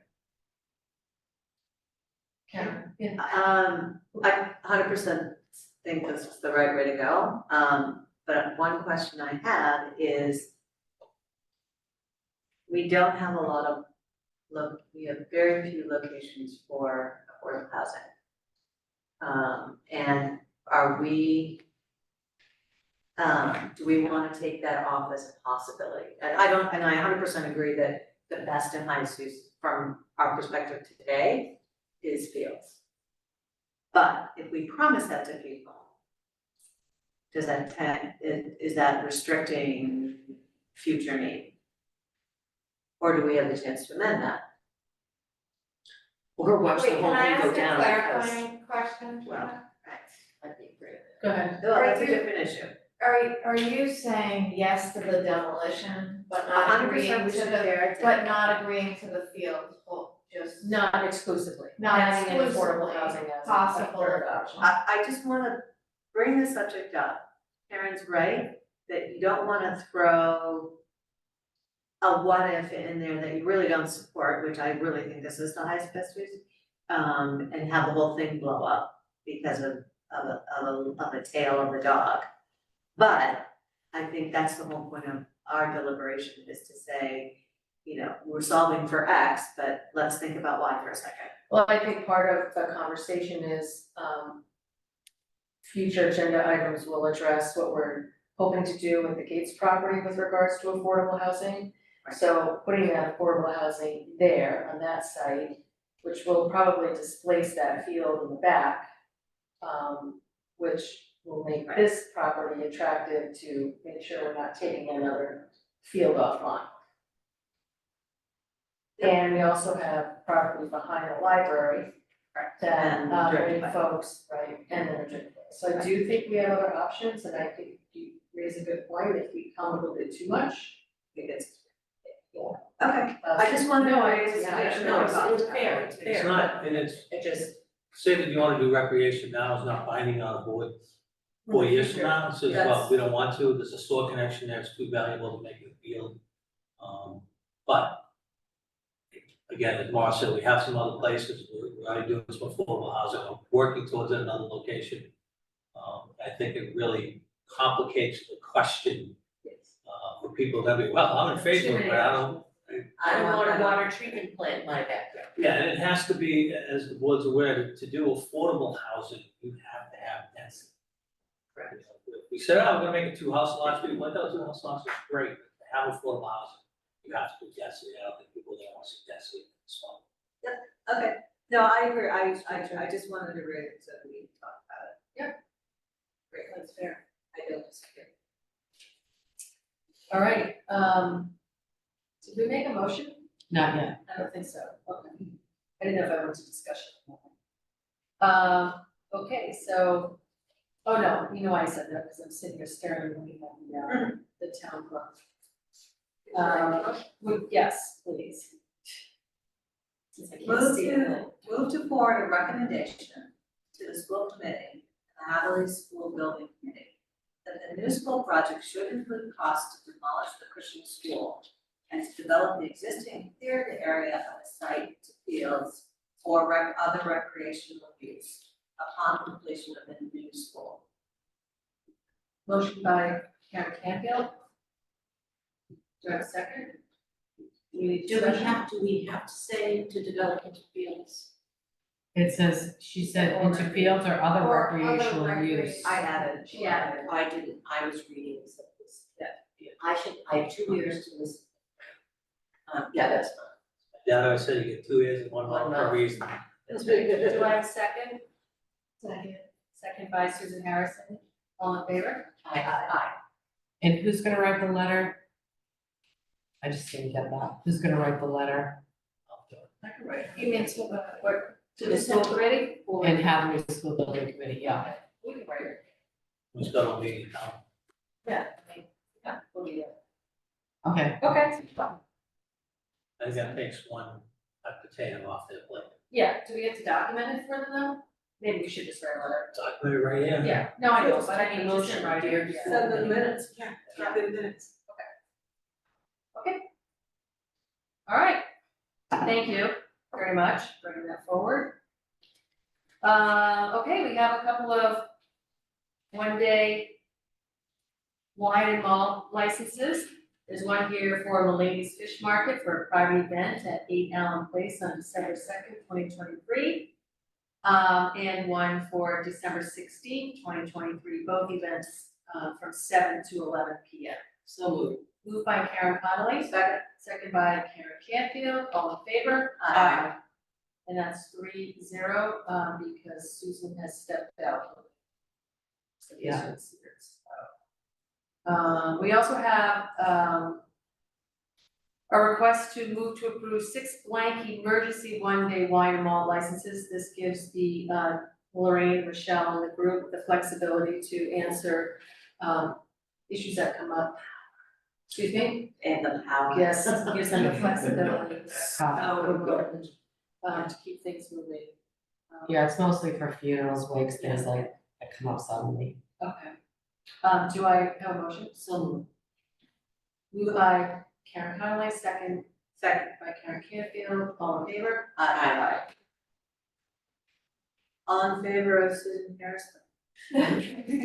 All right, and then we also have, this is a, Nancy, you just want to talk about this, a disclosure by municipal employee of financial interest, so we might have an employee that is be part of 2 different roles. It's a 20B exemption for a teacher at the school department who's gonna be working for the rec. Oh, excellent. we do these a lot. Yeah, usually in the summer. Yeah, Right, usually in the we are, summer. sorry. Does someone want to make a motion? Move that the select board, as required by Massachusetts General Law, Chapter 268A, have reviewed and approved the disclosure exemption under Chapter 20B for municipal employee, or Section maybe 20B, for a municipal employee of Pauline Theriault, SPS Teacher Recreation Program Director, who seeks to provide personal services to Scituate Recreation. Moved by Karen Connolly. Second by Karen Canfield, all in favor? Aye. Aye. All right, we have some correspondence. Yes, we do. We have a couple things. One which was for the seawall, the Lighthouse Road, which I think we had that in the beginning, I think it's the same people that came. Yep, probably, and we've received a number of correspondence I from was the just gonna folks say, along I've Rebecca received a Road and ton of Lighthouse. them. Yeah, so we all have, and thank you for the correspondence, and please know that we are moving along in the process as we have committed, and it continues to move forward as quickly as possible. And we will continue to update. Yeah. And then we got an email correspondence, Xfinity rate increases. Shocker, right? Everything's more expensive. When are those effective, say? Effective December 20th, 2023. Should I read all of the rate increases? No. They'll be posted on the Not all Xfinity site. Okay, they'll be posted on the Xfinity site. Yeah. Your streaming bill will go up. Is that it? We also, although it's not in the file, we have gotten correspondence on the trash at beaches. Yep. That it wasn't. We have, and I talked to Jim a little bit about that today. I answered one resident, I have another resident that I need to, respond back to. We're gonna, I think, take it up when it comes up during the budgetary process, because I'll take a look into what we can do about it. You know, we're being asked to take care of people who did not pick up their dog bag, which most of us that have dogs are responsible and we do pick them up when we dispose of them on our own, so we're just hoping that folks continue to take them home, like most people do. But we also do have reduced rate, and we're talking about this for folks, at the transfer station, should they need a reduced rate, those are available. But I think we need to do a little bit more of a public campaign and better communication. If we are gonna completely move into carry in, carry out, we've gotta educate folks on that, yes, so. We'll take a look at it more deeply. Well, at the very least, take down those dog signs there, it's just like it's in people's faces. What are the dog signs? The dog signs, this is for your dog, and they've got the, sometimes they've got the bags and then. Oh, the bags. But if you have the bag, you give them the bag and then there's not the little tin to put it in. No, I don't think that's fair. I Well, don't think that's related. I think it's just sort of like, it annoys people. Well, I think that's okay, we could talk about it, but, yeah, the bags help remove the waste from the beach in the first But place. I know, but the good people bring their own bags and. Right. The Sometimes you bad forget things are though. never filled anyway. Right. If they're never filled. Well, that's, yeah. they're just annoying at this point. Just like, I talked to Maura about it, just, I don't have a dog. Yeah. But it's just beyond my comprehension, that people go to all the trouble, taking the bag, picking it up, putting it in the bag, tying the bag, like, sleep bag. Well, like I said, I mean, not to belabor this, but it's kind of like baiting people a little bit to have the sign there and then just take the sign. I wouldn't do that. No. No. Beach hurt someone? Never. Okay, no, fair point. Well, they put the signs there because nobody ever picked it up before. Now they're picking it up and putting it in a pile. In the imaginary. Baby steps, baby steps. Imaginary bin, yeah. We'll do some outreach. Yes, I agree. Do I have a motion to approve the meeting minutes from November? I can't read this because my contact fell out. So that's just someone else. From the last meeting. Of November 7th, I know, I can only. Well, you weren't here. 2023. I wasn't here. Is this the one? I can make a motion to approve the meeting. You can still. We can still approve all. Second. All in All in favor? favor? Aye. Liaison reports? Karen's been away, so she probably doesn't have any. Jim mentioned already the Santa Catarina event. I just will note that I went to, the Sister Cities hosted, an event on Sunday to kick off Santa Catarina, and it was wonderful, and they have great plans to grow sort of our community's awareness of the importance of this celebration. So you can go on Saturday, that'll be cool. Also, the EC, just a little update that first Friday, December 1st is coming soon. It's the best first Friday of the whole year, because everybody's out doing their holiday thing and, twinkle lights and eggnog and all of that. And Santa's coming. And that's this Friday, right? That's No, this it's next Saturday the Next first. Week, Friday. Week from First Friday. Friday, I'm sorry, week from Friday. Okay, you said Saturday the 1st, so. I'm sorry, It's late. first Friday. It's almost, my But it's phone just told me actually it's bedtime. Friday, December 1st. Sorry, thank you, I meant that. If I could add on to the ED. Yeah. Matt Kinley, the chair of the Cole Parkway Committee. Yeah, he came Went and as said, well. oh, Yes, yes. yeah, he's on a mission to go to all the various committees as a courtesy. And I guess he was well received, he went. Yeah, that was, I'm glad you heard that, so the EDC chair, or the Cole Parkway chair came to EDC's last meeting, second, 2 meetings ago. Yeah, it's a really good way, and they were very enthused about being in the process. Yes. That was good. And I did get a call from a resident, not a liaison, but I got a continued concern about the resident who was worried about the cell towers that were being put on. Apparently drafted and submitted zoning, this is really true, zoning potential bylaws. And they were not, about where they can go and all Right, that right. stuff. And she was not encouraged to pursue that at this point, so she's going to probably come back to planning and ask them to look at maybe smaller bites of that. Well, we just reviewed a cell bylaw and with that. That was drafted by That was them. drafted, Right, the bylaw that they had presented was basically prohibition on small cells. yeah, so. You wouldn't be able to cite the town. Did we just do that? No, They No, I presented know, it. but we didn't do any, it was given to the planning board and Karen put together a working group and it was our rep on it, we went through it. And basically, you would be able to put them and really, the reality is, if we don't allow small cells, that's Comcast, it'll be Verizon all over again. You have to give them a way to come to town, other than not. So, Karen looked at it, planning board looked at it, they said they weren't going to go forward with that bylaw as it was drafted.